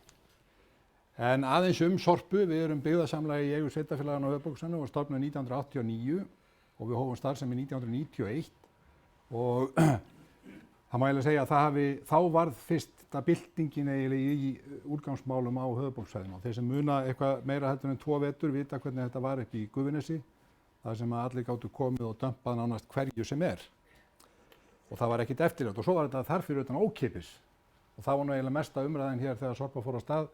Það þurfti allt í hún að fara að borga fyrir þessu ósköp. En við sem sé rekum móttökustöðina í Gufunesi, góða hirðinni í Fellsmúla, skrifstofuna upp á Gylfaflöt, urðunarstaðinn upp í Álfsnesi og svo gashreinsun upp í Álfsnesi líka. En við rekum líka endurvinnslustöðvarnar og grenndargámakerfið en það ekki hluti af byggðasamlaginu, heldur það rekið samkvæmt sérstökum þjónustusamningi við sveitarfélögin, það sé eigendur okkar. Nú á síðasta árið þá unnu það bil 140 manns hjá okkur og ársverkin svona 112 og veltan 4,2 milljarðar. Sveitarfélögin sjá síðan alfarið og hafa alla ábyrgð á söfnun úrgangs. Við sjáum ekkert það. Eina söfnunin sem fer fram hjá okkur frá endurvinnslustöðvunum og síðan frá grenndargámakerfinu. En sem sé sveitarfélögin sjá alfarið söfnunina frá heimilum. Þó það algengasta spurningin sem við fáum, af hverju ekki búið að tæma tunnuna mína? Og það skiptir þá engu máli hvort sú tunna frá einhverjum einkaaðilum eða frá sveitarfélaginu. Nú Sorpa líka vottafyrirtæki, við erum með vottun samkvæmt 9001 og 1401 og síðan erum við jafnlaunavottun líka. Það svona þetta, en aðeins tölfræði úr því að það eiginlega varla hægt að ræða þessi úrgangsmálum nema svona nokkurn veginn vita hvar við erum stödd og ég tók saman svona grófar tölur að það sem við erum að taka við á höfuðborgarsvæðinu og við höldum eingöngu utan það sem kemur til Sorpu, ekki það sem kemur til annarra, að blandaður úrgangur frá heimilum það bil 31.000 tonn og það það bil 140 kíló á íbúa. Endurvinnsluefni sem líka sérsafnað eða safnað í grenndargámakerfið í kringum 15.000 tonn. Heimilin skila á endurvinnslustöðvarnar það bil 40.000 tonnum. Þannig að heimilin samtals að skila það bil 86.000 tonnum. En við tókum við 263.000 tonnum á síðasta ári. Þannig að fyrirtæki að skila svona, getum við sagt, í kringum 170.000 tonn. Þannig að við erum að taka svona kannski höfum á síðasta ári tókum eitthvað í kringum 7-10.000 tonn frá svæðinu, þessi utan höfuðborgarsvæðisins. Þannig að stóri playerinn í þessu heita fyrirtæki, ekki heimili. Nú aðeins hvernig flæðið í gegnum Sorpu, hvernig hvað verður nú þetta og hvað þetta kemur. Hérna sem sé magnið sem kemur inn á, eða hlutfallið sem kemur inn á hverjum móttökustað, endurvinnsstöðvarnar, móttökustöðin og urðunarstaðurinn. Það sé 30% af úrganginum kemur í gegnum móttöku- og flokkunarstöðina, 21% tæpi í gegnum endurvinnslustöðvarnar og 47% beint á urðunarstaðina. Og síðan fer þetta í gegnum fyrirtækið, sumt fer í endurnýtingu, endurvinnslu og svo í urðun. Og á árinu 2018 þá var endurnýtingin það bil 50,5% á þeir sem við tökum við og urðunin það bil 49,5%. Ef menn ætla að horfa á allt höfuðborgarsvæðið þá þetta eina talan sem örugg. Við vitum að það verið að endurvinna meira. Það eru aðrir hérna sem að taka við efni til endurvinnslu, þannig að við getum sagt að örugglega að endurnýting á höfuðborgarsvæðinu hærri heldur en þetta. Hvernig stöndum við okkur svo? Ég hérna með smá samanburð sem kannski skýrist líka hvers vegna ekki brennsla hérna, hverju ekki brennsla hérna á höfuðborgarsvæðinu. Ef við skoðum heimilisúrgang og berum okkur saman við Svíþjóð og Danmörk, þá sjáum við að efnisendurvinnsla, við erum ekkert mjög langt frá. Hérna ég bara að tala úrgang frá heimilum. Lífræn endurvinnsla, við erum bara nokkuð góð hérna.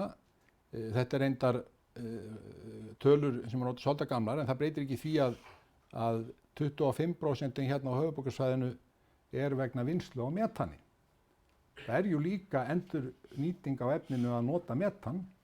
Það bara gastegund en ekki fastefni. Og notað á ökutæki og við megum samkvæmt starfsleyfi telja það með. Svo það orkuendurvinnsla í Svíþjóð og Danmörku. Þetta eru tölurnar sem eru mjög algengar og ég held að stemmi nokkuð vel við það sem var kynnt hérna áðan. En hún 0 hjá okkur. 38% á þessum tíma urðað af þessi heimilisúrgangi. Og það skýr sér náttúrulega sjálft að að það út af þessu með orku, hvernig orku hérna, hvað hún kostar hér á Íslandi, af hverju ekki hér brennslustöð. En hvað ræður nú magninu, magnþróuninni? Tók hérna saman, höfum gert það núna undanfarin ár, til að reyna að spá í það hvað fellur mikið til af úrgangi. Og hérna magn á endurvinnslustöðunum á móti einkaneyslu. Þar sé árið 2005 sett 100 á einkaneyslu og magn á endurvinnslustöðunum. Og þetta eru tölur frá 2005 til 2017.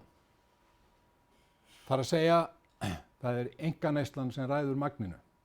Það eiginlega ekki hægt að finna nokkra aðra mannlega starfsemi sem hægt að setja svona saman. Það sé að stuðullin hérna, fylgningsstöðullin 0,88. Það sé að það veskið sem ræður hvað fellur til mikið af úrgangi. Og ef við skoðum þetta, og við getum eiginlega sannreynt þetta hérna. Ég hef alltaf sagt svona í gríni að bankastjórun tókst að gera þetta sem að stjórnmálamönnum bara dreymir að gera. Minnka í einu vetfangi allan úrgang. Og það fór hér niður næst í 40%, en það var náttúrulega stórum hluta út af því að það fór burtu heill iðnaður, það sé að byggingariðnaður nánast hvarf á einu bretti. Magnið í tunnu íbúa breyttist ekki voðalega mikið. Fólk heldur áfram að borða og lifa og svo framvegis. En þetta var stóri skellurinn. Síðan höfum við verið á uppleið, við getum sagt að það hefði verið hérna dalur hér til 2013, 2014. En síðan hefur þetta verið á uppleið og þó að magnið sé komið upp í meira heldur en var hér 2008, þá magn per íbúa samt ekki komið upp í sömu hæðir og var árið 2008.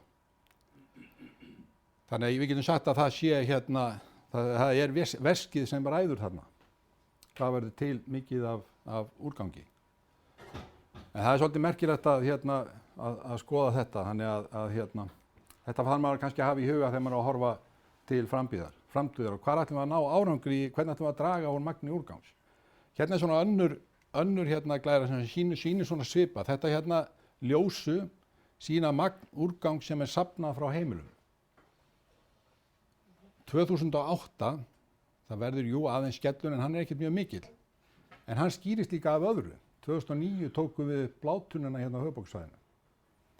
Þá hvarf hellingur af úrgangi úr þessum almenna úrgangi.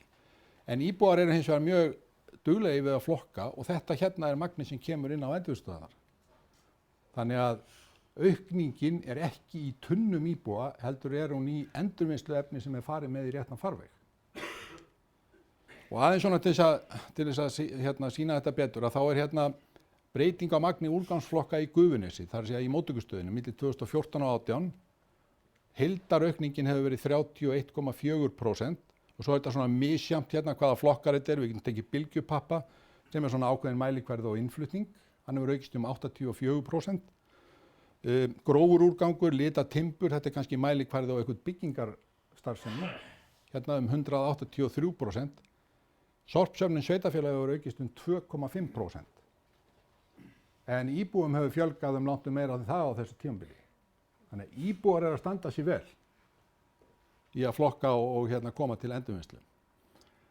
Ég hafði nú þennan formúla aðalega til kannski þessi úrgangsþrígildingu sem allir vita hvað er. Sorpa starfar hér. Við höfum engin ráð til þess að hafa áhrif á veski fólks. Það eru aðrir sem þurfa að gera þetta hérna. Við reynum eins og við getum með kynningu, fræðslu. Við fáum það bil 2500, 3000 skólanema í heimsókn á hverju ári. Þar sem við reynum að kenna þeim. Við gefum fólki eins og til dæmis þessa innkaupapoka og svona að leiðbeina þeim. En ef menn ætla að hafa virkilega áhrif á magnúrgangs, þá verður það gert hér. Og auðvitað á að byrja hérna. En við erum sem sé aðalega í þessum hluta hérna.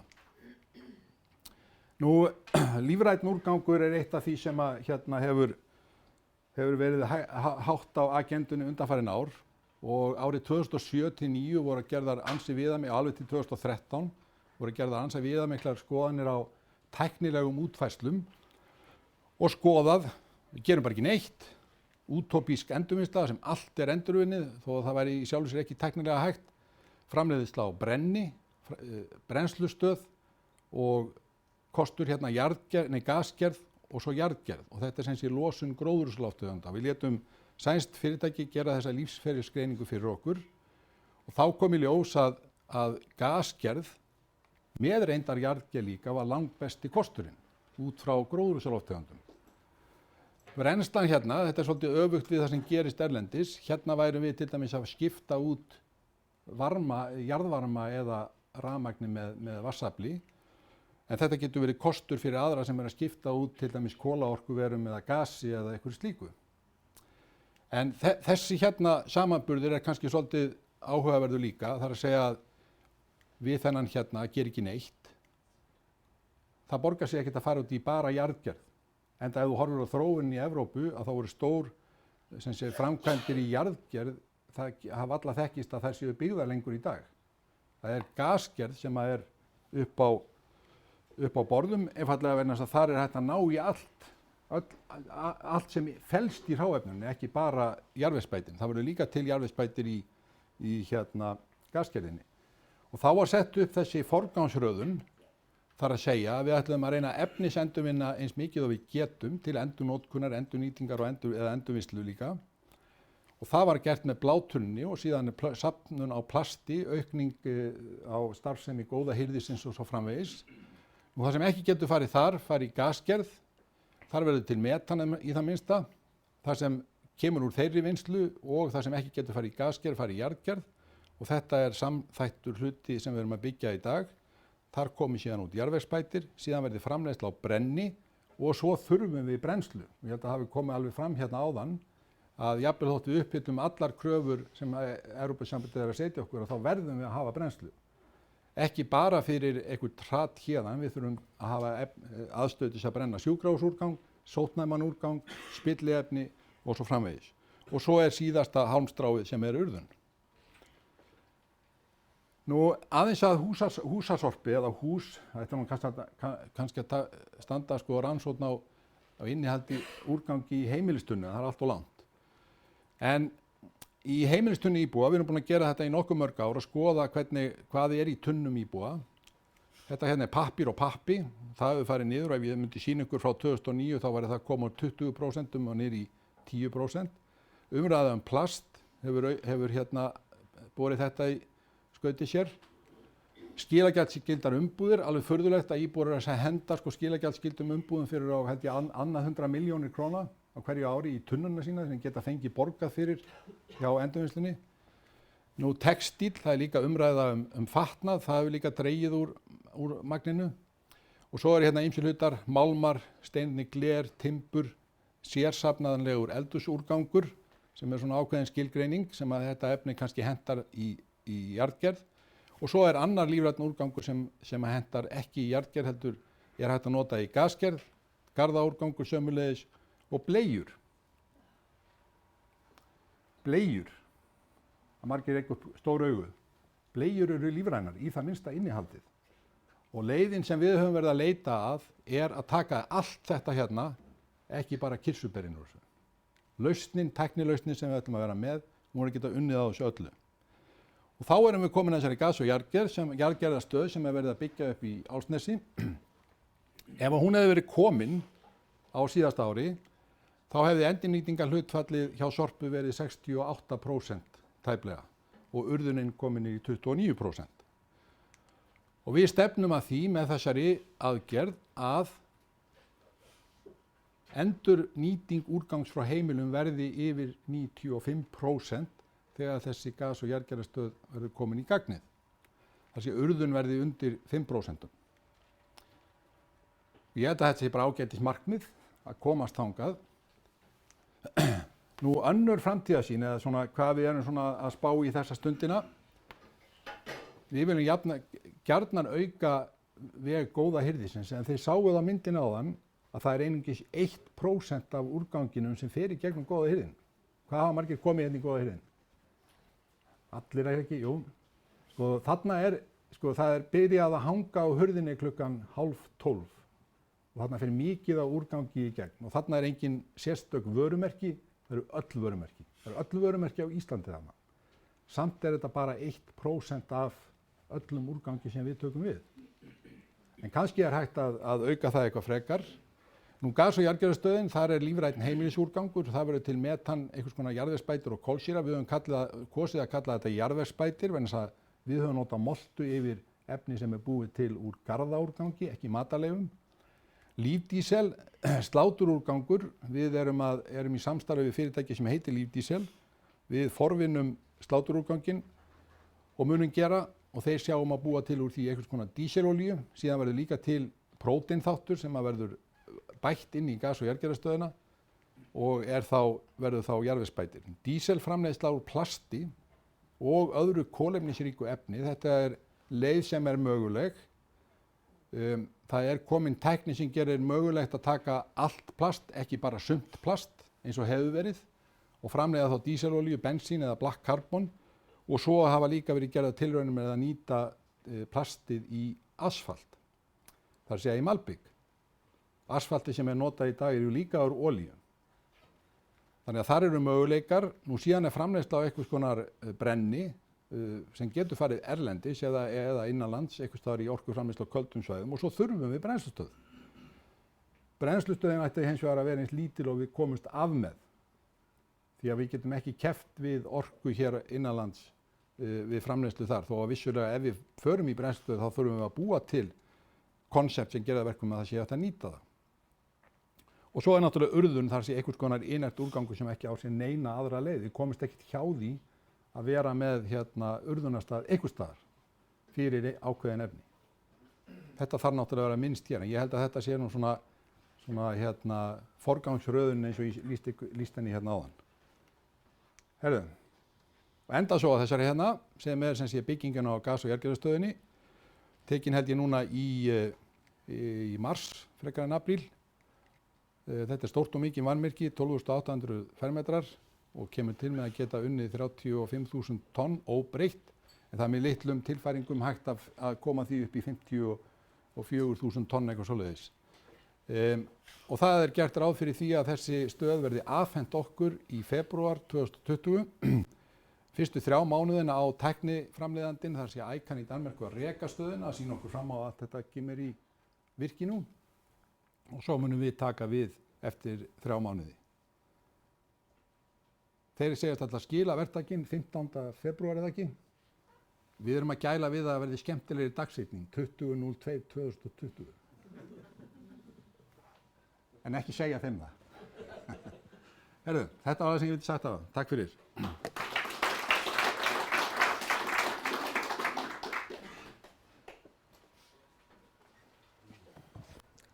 Takk fyrir þetta, Björn. Nú er tækifæri til að koma með spurningar og athugasemdir.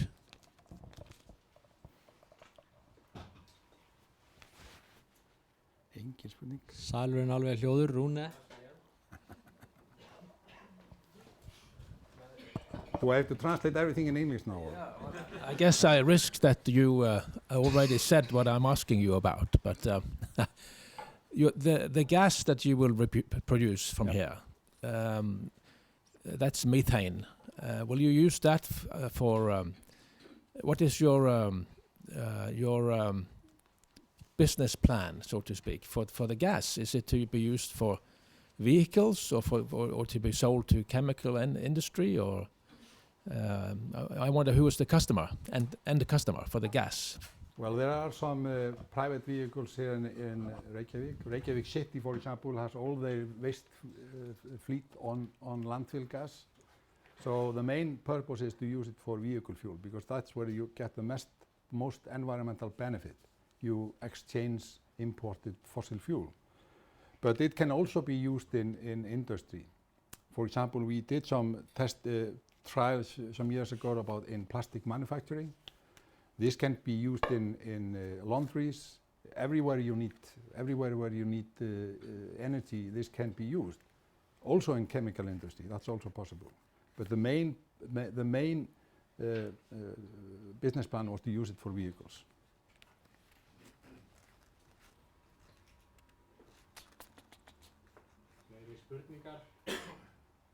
Spurningar á sal. Það ein hérna.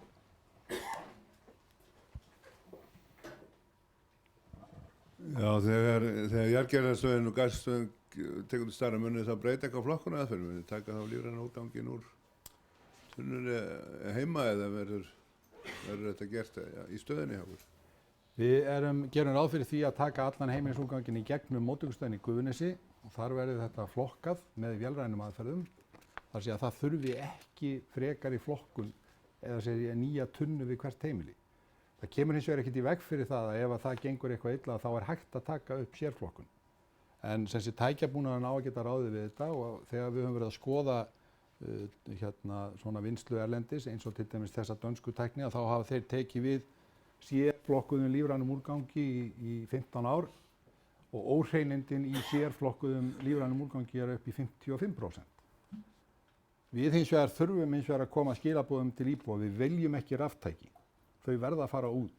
Spilliefni, lyf, gler og Reykjavíkurborg til dæmis byrjuð að safna gler í grendargáma. Það erfitt að ná því út með tækjabúnaði. Það nánast hægt að ná öllu út með tækjabúnaði nema erfiðasta verkefnið og það eitthvað sem getur til það. Engin tækjabúnaður ræður við og það eru eyrnapinnar. Nei, nota úr bambus eða pappír eða eitthvað slíku í staðinn. Það farið að selja á því hérna.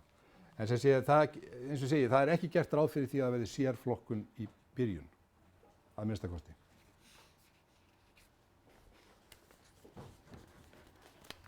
Önnur spurning kaupanda af afurðum hérna úr gas- og jarðgerðarstöðinni.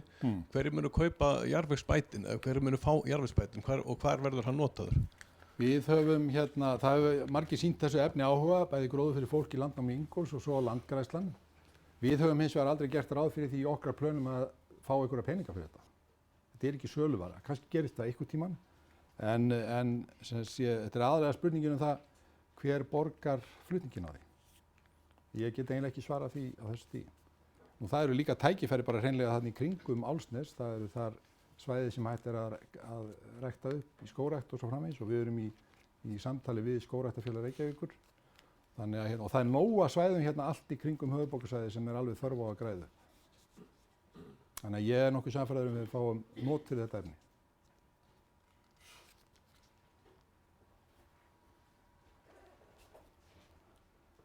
Fleiri spurningar? Það ein hérna.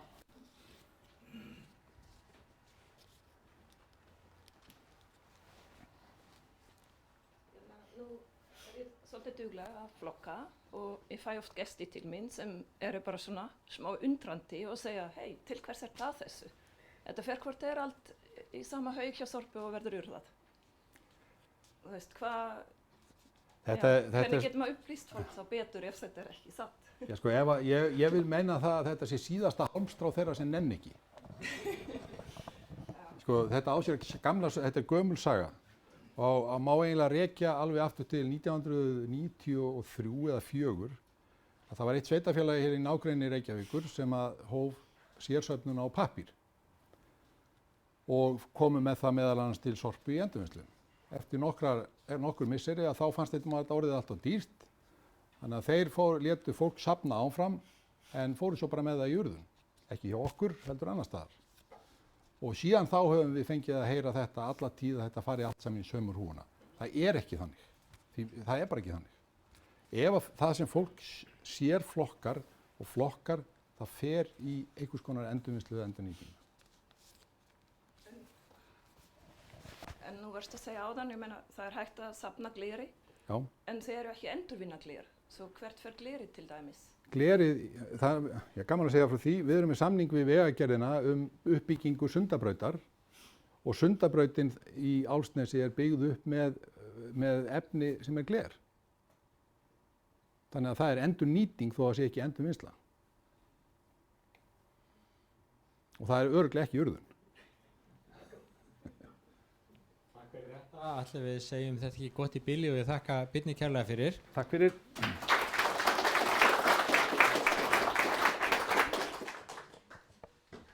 Og þá er komið að næsta framsögumanni sem er Rúni Dýrdal, framkvæmdastjóri Hvítibjörn BOL í Noregi sem er sorpbörkurstöð staðsett í Fredrikstad sem er suðaustur á Oslo, sem sagt austan við Osloafjörðinn, rétt við landamærin við Svíþjóð, stutt frá Strömstad, þeim merkastað. Rune. Thank you. Yeah, floor is yours. Absolutely.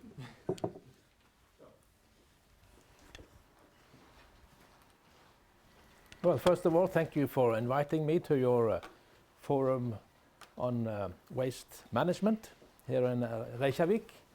And it's the first time I'm here in Iceland. But I come from southwest of Norway, near Stavanger, and I believe that this country was populated from our area, so to speak. So let's just say in the spirit of this meeting, we're family, I think. So I come from Hvítibjörn Energy, and I will explain you what we do, and then I will move on to approach the waste to energy as a business or as a technology. Now, first of all, Hvítibjörn Energy, we are engaged currently in 4 sites, 4 places. In Tromsø, I don't need to explain to you the geography, I suppose. That's the north of Norway, and we are also engaged in Fredrikstad. He just mentioned that. We're engaged in Elkem in Salten, and you know the company Elkem here in Iceland, I believe. And finally, we're engaged down in the Netherlands, in Steenwijk. So, for both Tromsø and Fredrikstad, the business idea, the business model is thermal treatment of waste. And in the case of Tromsø, the plant produces hot water only. And the hot water is then distributed to the city of Tromsø. We think that shortly we will supply the city of Tromsø with some 150 GVH of energy, which is quite a lot. And then this energy then replace the use of electric power, electric energy. So that's to the benefit of, well, let's say it's the Kinder egg. It's you on one hand, you have a local treatment of the waste in the Tromsø, for the Tromsø region, and on the other hand, you supply heat at an affordable price to the community, and then you take off the stress on the power grid of Tromsø, because Tromsø is an expanding area, and they use every year there are people moving in, and they use all of them also use electricity. So this is have a system effect by lowering the burden of the electrical grid. In Fredrikstad, we also do thermal treatment of waste, but that's the picture here is rather different. We produce steam in Fredrikstad, and then the steam is again delivered to district heating to the city of Fredrikstad, but also the plant is located at an industrial site. So we deliver steam to the industry, and by doing that, we provide them with energy at a competitive prices. So which again supports the industry to stay competitive and to remain economically viable. And finally, we also generate power from the Fredrikstad plant.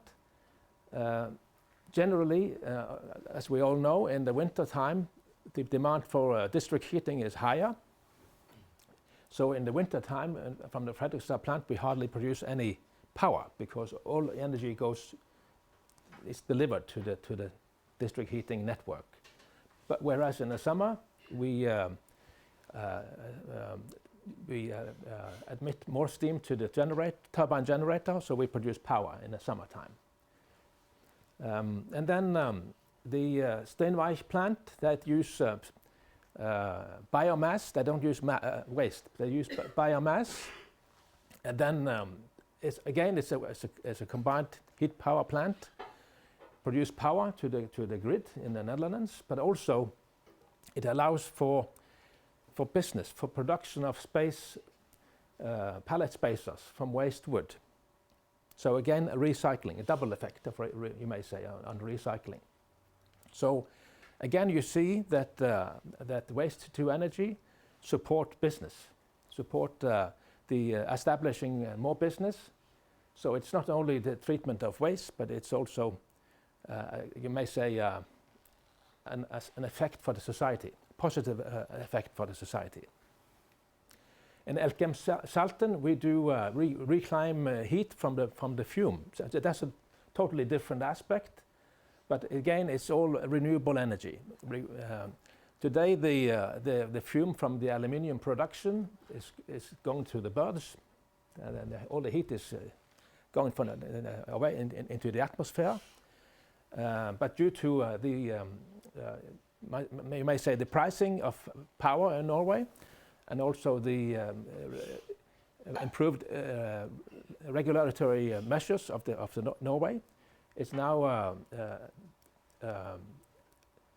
it's a good business case now to install to make a big investment into steam-powered turbines. So the outcome of that is a capacity of 32 megawatts power, and this plant will go on stream next year. And our company, we're looking for more projects. Let us be clear about that. So now to add some more, let's say, flesh to the bone of thermal treatment of waste. This is our plant in Tromsø. You can see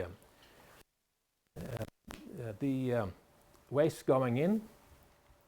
Maybe I can use some light here. Yes. The waste being introduced. There are a number of ways of doing this. This is the way we do it in Tromsø. And the resulting energy from the incineration is turned into fumes, and it's the fume that carry the energy. So the energy conversion is by the hot fume is then being cooled off in the boiler tubes, and then the fume is going into what we call a quench. There we have, that's where the fume treatment starts. The flue gas treatment starts here, or by introducing humidity and introducing lime to abate the sour components of the gases. And then finally you have the final stages. Here is the filters, and then here there's one of the key components to any plant. That's the fan. So in any plant, that's the biggest consumer of power. This one here. So the whole this fan sucks air all the way from the chamber through all this piping, and after the filter, the flue gas is clean, and then going through the fan, and then passing by a measurement station for analysis, flue gas analysis, because all the fumes are constantly monitored. And then to the stack, what we call it. And on the other hand, the energy being absorbed by the boiler ends up in Tromsø as hot water, and then to be distributed to the district heating network. Typically, I think around about 90 degrees, 95 degrees maybe, depends on the time of year actually. When it comes to the emissions, I already told you there's the fumes. There are also emissions in the form of bottom ash and fly ash taken up in that filter. The bottom ash is considered non-hazardous, and typically the amount is about 20%, depends on what me and you throw in our waste bins, basically. But normally, in a normal case, between 15 and 20% in tons. But as I say here, the volume reduction is about 90%. And for the fly ash, it's about 40 kilograms per ton of waste. And the current situation in Tromsø, as everywhere else, is that the fly ash is hazardous waste. But I have got some good news for you. There are some research developments going on for fly ash back home in Norway that to me points towards treatment plants for fly ash, because the current situation for fly ash is that it's been transported to landfill sites, and then it's being mixed with acids from the industry, and then after this treatment it's deposited in the landfill. But this is the situation in Norway, and it causes, of course, logistics, and it's as a business we always look for more recovery, and we see now that I think in a couple of years we will see plants coming for treatment of the fly ash, and these plants will be an integral part of the waste to energy plant. So I see that coming, and if there is a plant built in Iceland, you should go for that. I would say it's within reach. So all in all, then a plant like this will not produce hazardous waste, which is good news. And the product of that treatment of the fly ash can be sold in the marketplace as salts, as heavy metals like zinc, and as maybe as a contributor to the cement industry. My next slide was already used by Ella, so I won't comment too much about that. I'll just repeat her message. A lot of effort is going into cleaning, flue gas cleaning systems, in investments and in operational costs. And all of this is thanks to Brussels. We all welcome the legislation from Brussels, which we all have to adhere to. And now there's a new round being completed, a new revision of the limits. The limits go down, and we welcome that as a business, because this is, of course, the core, well, let's say, milestone or the core factor of our business. We need to be clean, otherwise we'll be out of business.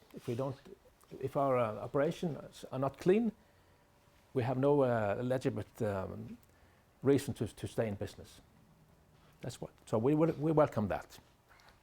What you see down here is a control room from a rather big plant. So none of our plants have a control room like that. But I think that's from Copenhagen. But this is the reality in a control room. You supervise the process going on. And any alerts for emissions or other things will be notified by the control room, and actions will be taken. Okay, maybe I'm using too much time here. Norway, family. We're a long stretched country, and the waste management of Norway, there's no parallelity. You have systems for the districts, and you have systems for the cities. So they vary all the time. I guess the same goes for Iceland. With respect to our business, 17 plants, 1.7 million tons. Of course, that's a nice average of 100,000 tons of each plant, but that's not the case. The smallest plant of Norway, around about here, they process some 10,000 tons per year. And then the biggest plant just south of Oslo process treat some 360,000 tons per year, or let's say 1,000 tons per day. But most of the plants, they're here, between 50 and 100 tons per year. And another thing about Norway is that the technologies involved are many because of the wide range of capacity. We have all the technology providers there, Vølund, as you may know of, Energos of Norway, and Hitachi, etc. And another thing for the plant owners of Norway, we are private up in Tromsø, but the general rule, I guess, is that the owners are public, either owned by the municipalities or owned by the regional power companies. It varies, but I think the trend, both in Norway and also in Europe, Belgium, Netherlands, UK, is that the private ownership. That's the general trend. And we all, of course, have to comply with the strict rules of emissions and the overall environmental footprint. Okay. Now back to my area. This is in the southwest of Norway. We have an integrated waste management system approach. Well, this is not my figure, but they claim to have 65%. Then again, referring to the accuracy of the calculation method, I just raised the question. I don't know if it's true. But we have some 2 stations for bulky waste. This area, by the way, from here down to here, it's about let's say 80 kilometers, somehow, around about that maximum. And then the collection system. We have a collection system for residual waste, cardboard and paper, and food and garden waste. Typically, and this is in an urban area. You have perhaps you have that here in Iceland too. We have in my area there are between 3,000 and 4,000 like this now. So it's become the done thing. So in the new residential areas, in our area, you don't see any plastic containers anymore. It's all this 5 cubic meter of containers below ground. So this is the collection. You have a sorting plant that's just gone into operation, and out of that, the plastic and paper for recycling, and residual waste to incineration. So on this site, I was here for nearly 15 years as a managing director for that plant. So I saw 2 plants being built in my time. So the big change taking place now is that the waste no longer has been driven to the plant. The household waste it's been driven to this plant, and after sorting, it's been transported by a conveyor about 300 meters long into the plant. And also on this site, you have recycling station and you have a private sorting plant. So it's a very compact and nice area. So if you ever go to the area, go and visit. Now, I won't use much time on this. It's just to exemplify our position in the hierarchy. And I just come back from a 6-month stay in Brussels, and where Ella was my boss, and I discovered the term upcycling. That's a good word, upcycling. Which means, of course, that waste that is, let's say, been disposed of. If it's upcycled, then is redirected to recovery. Or if the waste is available, is then used for recycling, and it's upcycled from waste to energy to recycling, etc. So of course it's the same old story, but in a different manner, let's say. And I think this is an important message. This is an important message. If Iceland ever want to go to follow the family in Norway, Sweden, and Denmark and Finland, and introduce a landfill ban, there's no way forward, in my mind, without waste to energy. You can't make it. That's the experience from all the countries that have done it. It's feasible with waste to energy. All right, I think it's my final slide. Iceland, you're looking towards, you're on a crossroads. You are discussing what to do, and Iceland have to decide. All I can say, the critical building blocks to establish a waste to energy plant are these. You need to attract investors.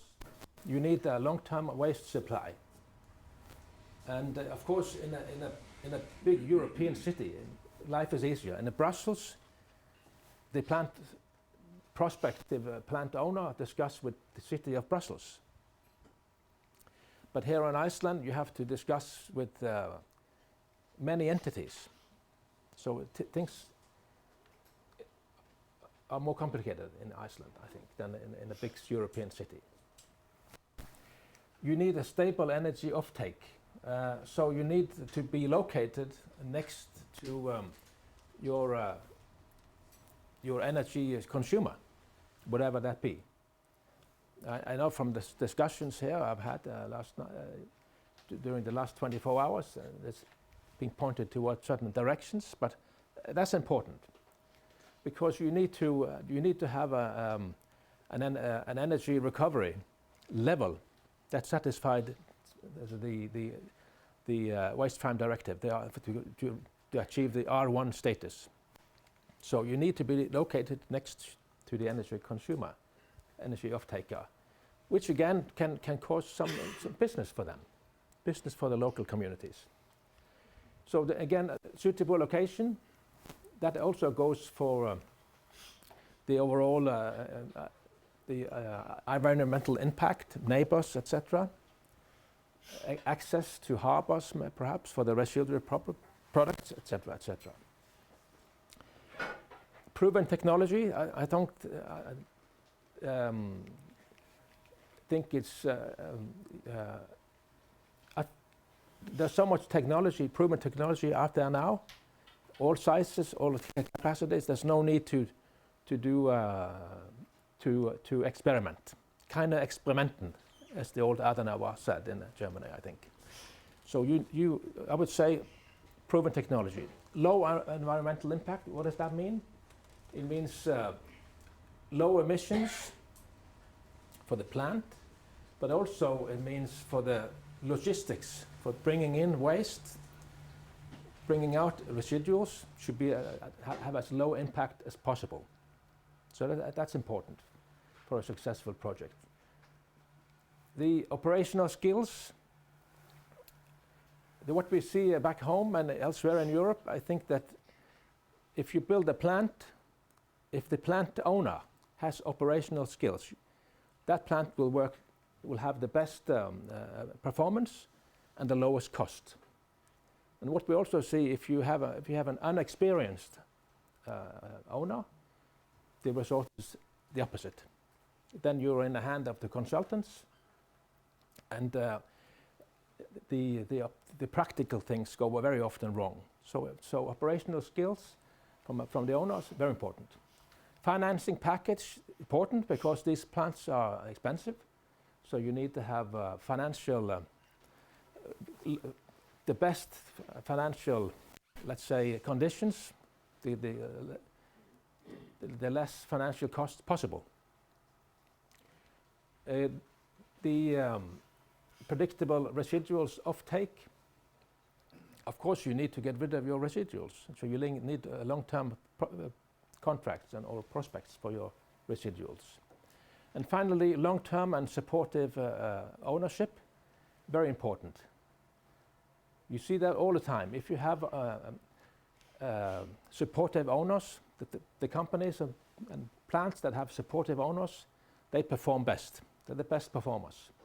If you have a passive owner, which is the opposite case, you never know what happens. Okay, so final slide. I think that goes to the policymakers. They have to make important decisions here in Iceland. Iceland must decide what to do. First, what is the capacity of waste to energy?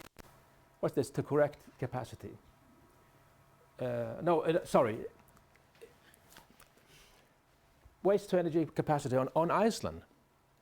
You have to decide. Should we do it here or just, if no, export everything? That will leave nothing for no energy for off-takers in Iceland. Then everything goes to Europe and then to the benefit of Europe, and also throws in an uncertainty because the off-taker in Europe will the plant be open for all this waste all the time? At the moment, all plants in Europe are full. There are no available capacity in Europe at the moment. So if you decide to build on Iceland, you know what your future is. You guarantee the downstream. You guarantee the future. Then next, you have to. The policymakers have to decide on suitable locations and to support the project, because very often we see that to establish projects you need support top down from the EPA, not downwards. And finally, you have to decide on ownership. Who's going to own this plant or these plants in private, public, or private-public? I think generally the owners have to contribute with skills, with finance, or other. That's the key factors. So when the policymakers have done this, then the project starts. You can't go wrong, can you? Yes. Thank you.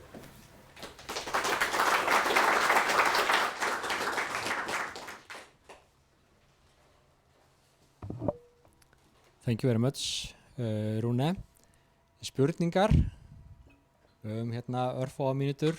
Tíminn reyndar aðeins komin lengra en við ætluðum, en þetta allt innan marka en þá. Engin sem ætlar að spyrja, nú hérna hérna maður sem hefur reynslu af því að gera þetta. Hún að reka sorporkustöðvar í mörg ár.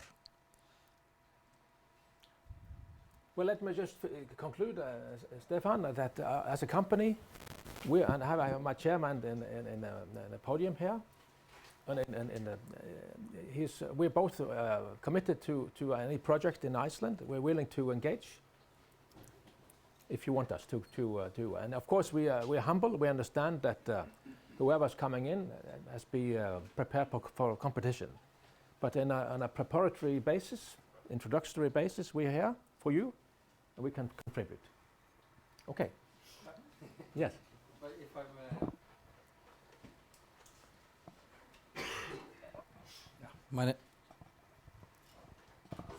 My name is Anders, and I'm also part of Kitron Energy.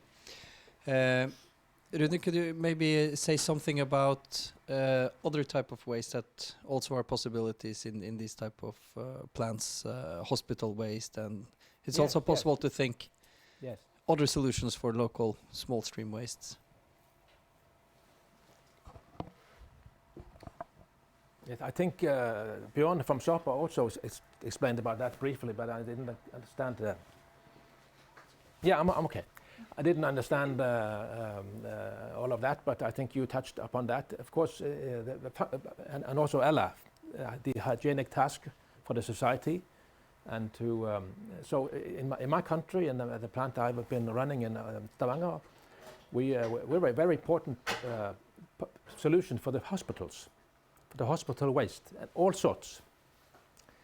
So the permits now that are running in Stavanger area allow all the waste from the low risk waste, all of it to be burnt in the plant. And of course there are many waste streams in the society that is hard, and that is difficult to treat other than thermal treatment. Yes. Thank you very much, Rune. Yep. For your informative presentation.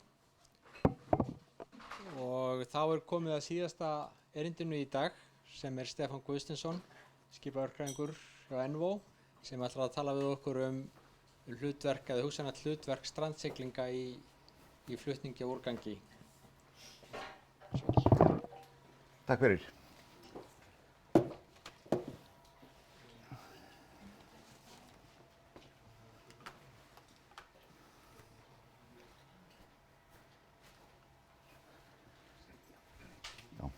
Góðu hundamenn, þetta kemur nú svolítið úr annarri átt en við töldum engu síður þetta ætti erindi hingað.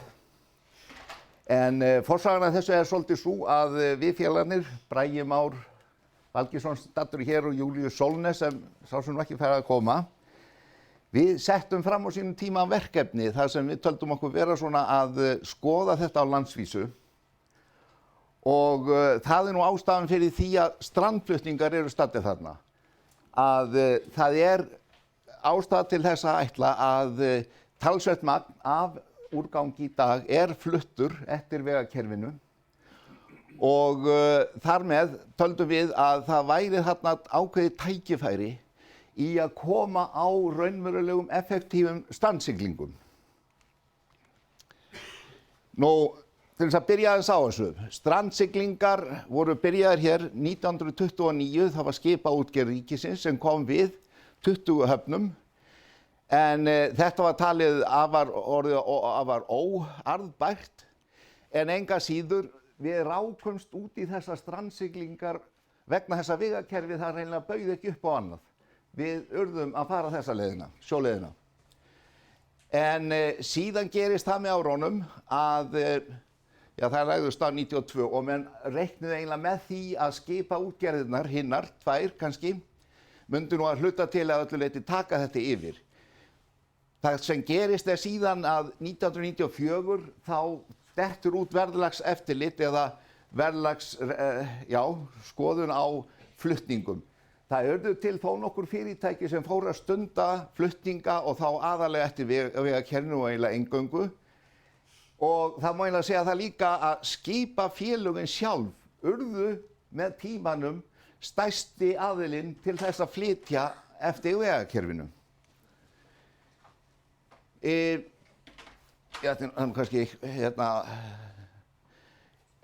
það verður að segjast eins og að strandsiglingar, þær urðu allt takmarkaðri og þetta breyttist allt og strandsiglingar enduðu bara hreinlega alfarið upp úr aldamótum kringum 2000 og 2004. Og það ekki fyrir 2013 að menn hefja strandsiglingar, þá hófu bæði félögin strandsiglingar að nýju.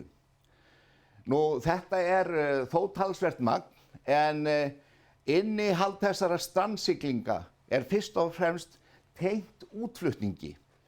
Þannig að skipafélögin að fara, þetta kemur hérna fram á eftir, bæði suður fyrir og norður fyrir landið. En áætlaðir flutningar á vegakerfinu í dag eru á bilinu 23.000 gámaeiningar. Nú, við töldum sem sagt að sorpsöfnun á landsvísu til orkuvinnslu eða til annarra vinnslu, hvað sem svo gert verður við það, flutt út eða hvað það nú að hún hlyti að þurfa að fara yfir á sjóinn af vegakerfinu. Þetta sirka bát hvernig þetta lítur út í dag. Við erum að tala 7 lykilhafnir og bara einu hafninar, raunar, sem komið við á. Þær fara norður fyrir og fara héðan út eða suður fyrir, en það skal taka fram að það vantar eiginlega eina píl í vestur. Það líka farið þarna vestur eftir. Þetta gerir það verkum að við fáum enga alvöru hringrás inn í strandsiglingarnar. Við sáum þetta strax sem mjög mikið annmarka og við yrðum einhvern veginn að skoða þetta í öðru samhengi. Sérstaklega ef við ætlum nú að fara að taka inn úrgangsmálin til viðbótar sem þá afar hagkvæmt í því samhengi að auka þann flutning því að hvorugt skipafélagi í rauninni sér business í þessu. Þetta óhagkvæmur flutningur eins og þetta lítur út í dag. Þannig að við ákváðum að endurskoða þetta svolítið og við hefum gert það, við hefum rætt þetta við skipafélögum, við hefum rætt þetta við fleiri og þetta að gerast þannig að við yrðum að koma á hringrás umhverfis landið, við yrðum að fjölga viðkomustöðum og ákvaða bara þéttleika þeirra, hvernig þetta færi og eins og kemur fram hérna þá það hugsunin að það séu 2 skip eða ætti að vera einhver raunverulegur árangur af þessu. Nú, það mætti hugsa sér að við byrjum þá bara eins og þetta við komum við á lykilhöfnunum, það þarf að koma þessu í gang sem sagt, en til þess að bæta hinu við þá verðum við hreinlega að minnst sérútbúa annað skipið, 1 skip, sem kemur við á mun fleiri höfnum og þá erum við að tala að auka þjónustuna. Því að í dag erum við að tala að það hægt að koma einhverju varningi frá Reykjavík austur eftir og einhverju Reykjavík suður eftir, en það engin samþætt þjónusta í þessu. Það eru flutningar sem gjarnan vilja fara hina leiðina. Þess vegna snúum við því að það óþarfi að vera að sigla margsinnis þar sem engin höfnir, þar sem engin viðkoma getur orðið og auka nýtni skipana. Og þá bætum við þessu við hér. Það að við getum flutt. Olían að ótrúlega miklu leyti komin inn á vegakerfi líka. Við erum að þvælast með olíu út allt á bílum. Það eru jú nokkrir lykil viðkomustaðir fyrir olíuskip. En þetta eitthvað sem hægt að leysa og það í rauninni ekkert svo flókið. Við sjáum sem sagt fyrir okkur 1 skip cirka 100 metrar sem kemur við á þessum sömu lykilhöfnum og það fer alltaf hringinn. Þetta í vikulegu rúntur. Það að ræða talsvert mikið magn af gámum þannig að viðkoma í hverri höfn tiltölulega langur en eins og þetta lítur út í dag þá hægt að ná þessum rúnt á rúmum 6 sólarhringum. Hitt skipið, það myndi þá ferðast með þessum hætti. Það hægt að ímynda sér að skipi geti komið við á yfir 25 höfnum. Það nú ekki þar með sagt að það gerist á í hverri ferð að sé komið við á öllum höfnunum. Það myndi hreinlega bara fara eftir þörfinni hverju sinni. Og með þessu móti þá náum við miklu betri nýtni í öllum þessum flutningum. Við teljum okkur geta tekið við miklu meira flutningum af vegakerfinu sem nú þegar á vegakerfinu og komið því inn í þessa hringrás hérna. Því að ég held að allir sem vilja skoða þessa hluti, þeir munu sjá fram á það að sótsporið,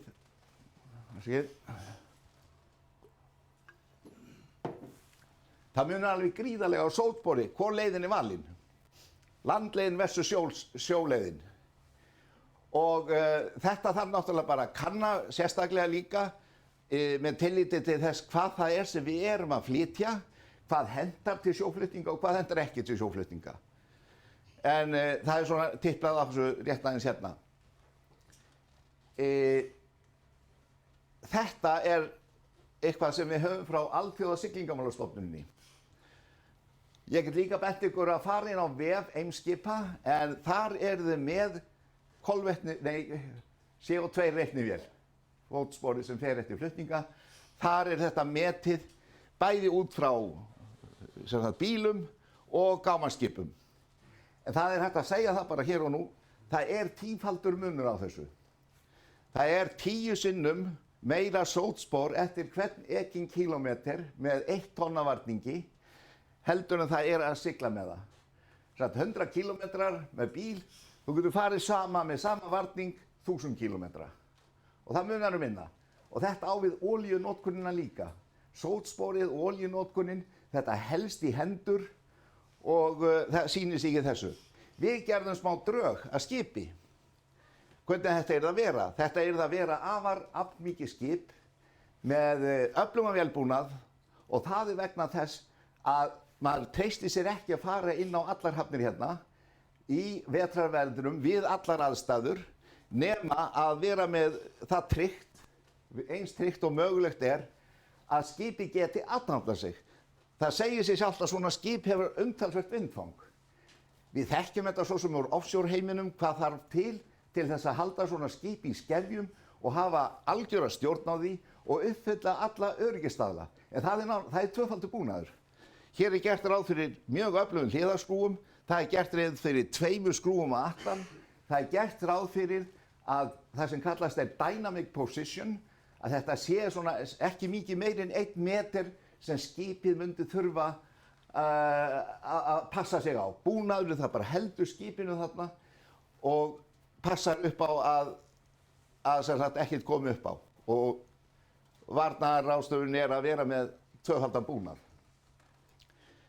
Nú, þetta gerir það verkum að við teljum okkur geta siglt í allavega svona 90% tilfella af vetrarlagi, ef ekki meir. Það annað í þessu. Við gerðum ráð fyrir hérna tvöföldum þá botni, en það verður að vera þessi skil á milli ef það á að vera leyfilegt að flytja olíu. Þannig að það hannað með tilliti til þess.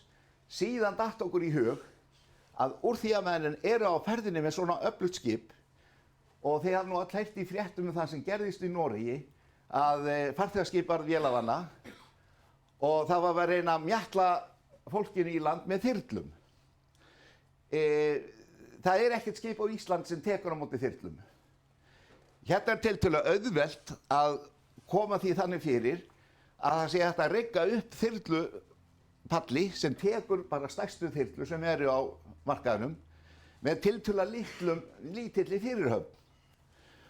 Og vera þá, og það sem skipið á eilífri ferð, alltaf á ferðinni hringinn í kringu landið, því miður ekki hægt að segja það strandgæsluskipin okkar, þau hafa tendens til þess að leggja einhvers staðar fyrir því að það dýrt að reka þetta. Þetta gæti verið með alltaf 100 tonna tógkraft. Það svona álíka og við erum að horfa upp á í offshore bransanum og eins og þú kannski sjáðu á skipinu, maður hefur svona tekið svolítið nótís af því að þessi skip nákvæmlega að gera það. Þau að tosa og þau að flytja birgðir og búnað til olíuvinnslusvæðanna út á Norðursjó við erfiðar aðstæður og þaðan tökum í rauninni kröfuna sem við setjum sjálfum okkur með þessu skipi hér. Nú, markmiðið með þessu, ef við nú horfum bara á strandflutningana, það var að koma þessu í kring á sem hagkvæmastan hátt, en menn þurfa að vinna heimavinnuna, menn þurfa að gera þarfagreiningu og gera raunhæfar áætlanir. Og út frá þeim að smíða jafnvel hentugt skip sem passar inn í þetta. Við horfðum reyndar alltaf á það, og það ekki leyndarmál, við horfðum á Vestfirðina. Nú kom Björnin á það að það ekki allstað söluvara sem mikið rétt á varmaorku. Við sáum bara fyrir okkur Ísafjarðarsvæðið, Bolungavík, Ísafjörð og þarna, að í rauninni væri þetta eini staðurinn þar sem pláss fyrir varma orku svo einhverju nemur. Talandi við svæðin þarna þá hafa þau sýnt í verulegan áhuga og sjá fram á meiri notkun á varmaorkunni sem fellur til við slíkar stöðvar og allir hafa nú nót fyrir raforkuna. Þarna kannski verið að tala umhverfisvænasta háttinn, mátann, til þess að bæta raforkuna þarna vestra, til frekari uppbyggingar þarna. En að sjálfsögðu þá þýðir það að stöðin yrði að vera annarkvort í Bolungarvík eða á Ísafirði. Við höfum nú horft meira nú til Bolungarvíkur. Þetta myndi kosta 14 km lögn af heitu vatni til þess að leysa rafskautakatlan á hólmi. Við myndum bæta þarna á bilinu 14 til 17 megavöttum inn í mögulega raforku á svæðinu með þessu móti. Og við tökum sem sagt hérna, bara svo ég gleymdi þessu kannski áðan, að við viljum samnýta þetta skip sem mögulegt björgunarskip. Já, ég var viðbúinn því að við þurfum að vera á fljótur, stytti þetta svona eins og ég mögulega gat.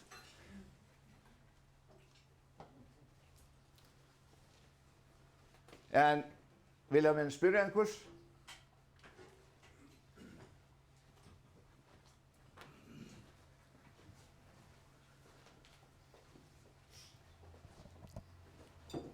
Takk fyrir þetta nafni. Nú verður opið fyrir spurningar.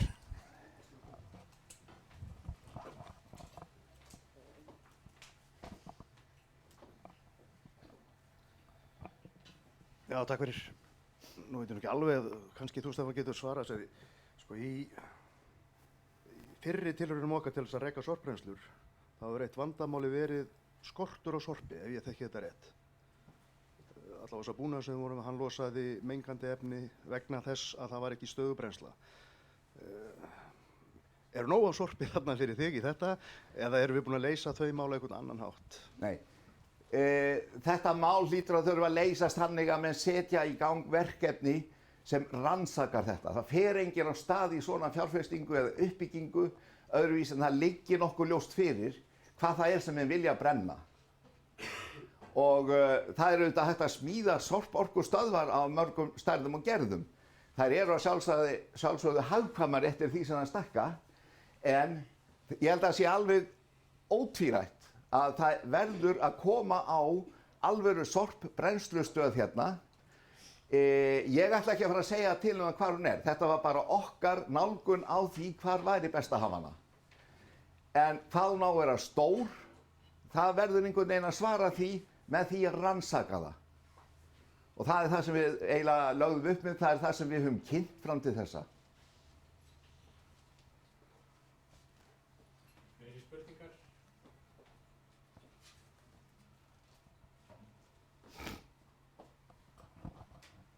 Ef ekki eru fleiri spurningar, þá bara þakka ég þér kærlega fyrir, Stefán. Takk fyrir mig.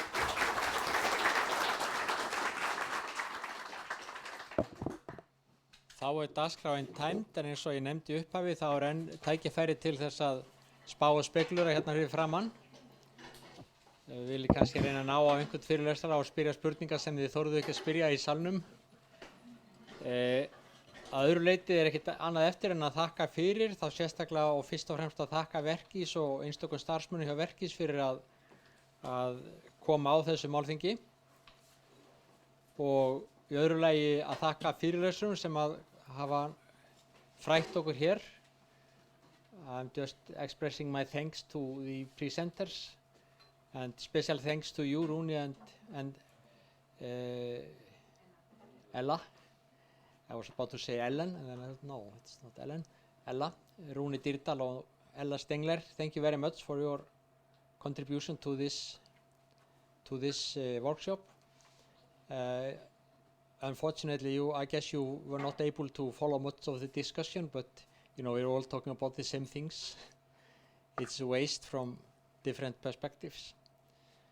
Og ég ætla líka að fá að þakka bara öllum sem að hafa verið hérna með okkur í dag og búið til þennan umræðu grundvöll með því að vera til staðar og taka þátt í umræðum, og sömulegis vil ég þakka þeim sem hafa fylgst með og þeim sem eftir að fylgjast með fyrir áhugan, og vonandi verður þetta samtal okkar til þess að við svona færumst einu skrefi lengra inn í einhverja ákjósanlega framtíð.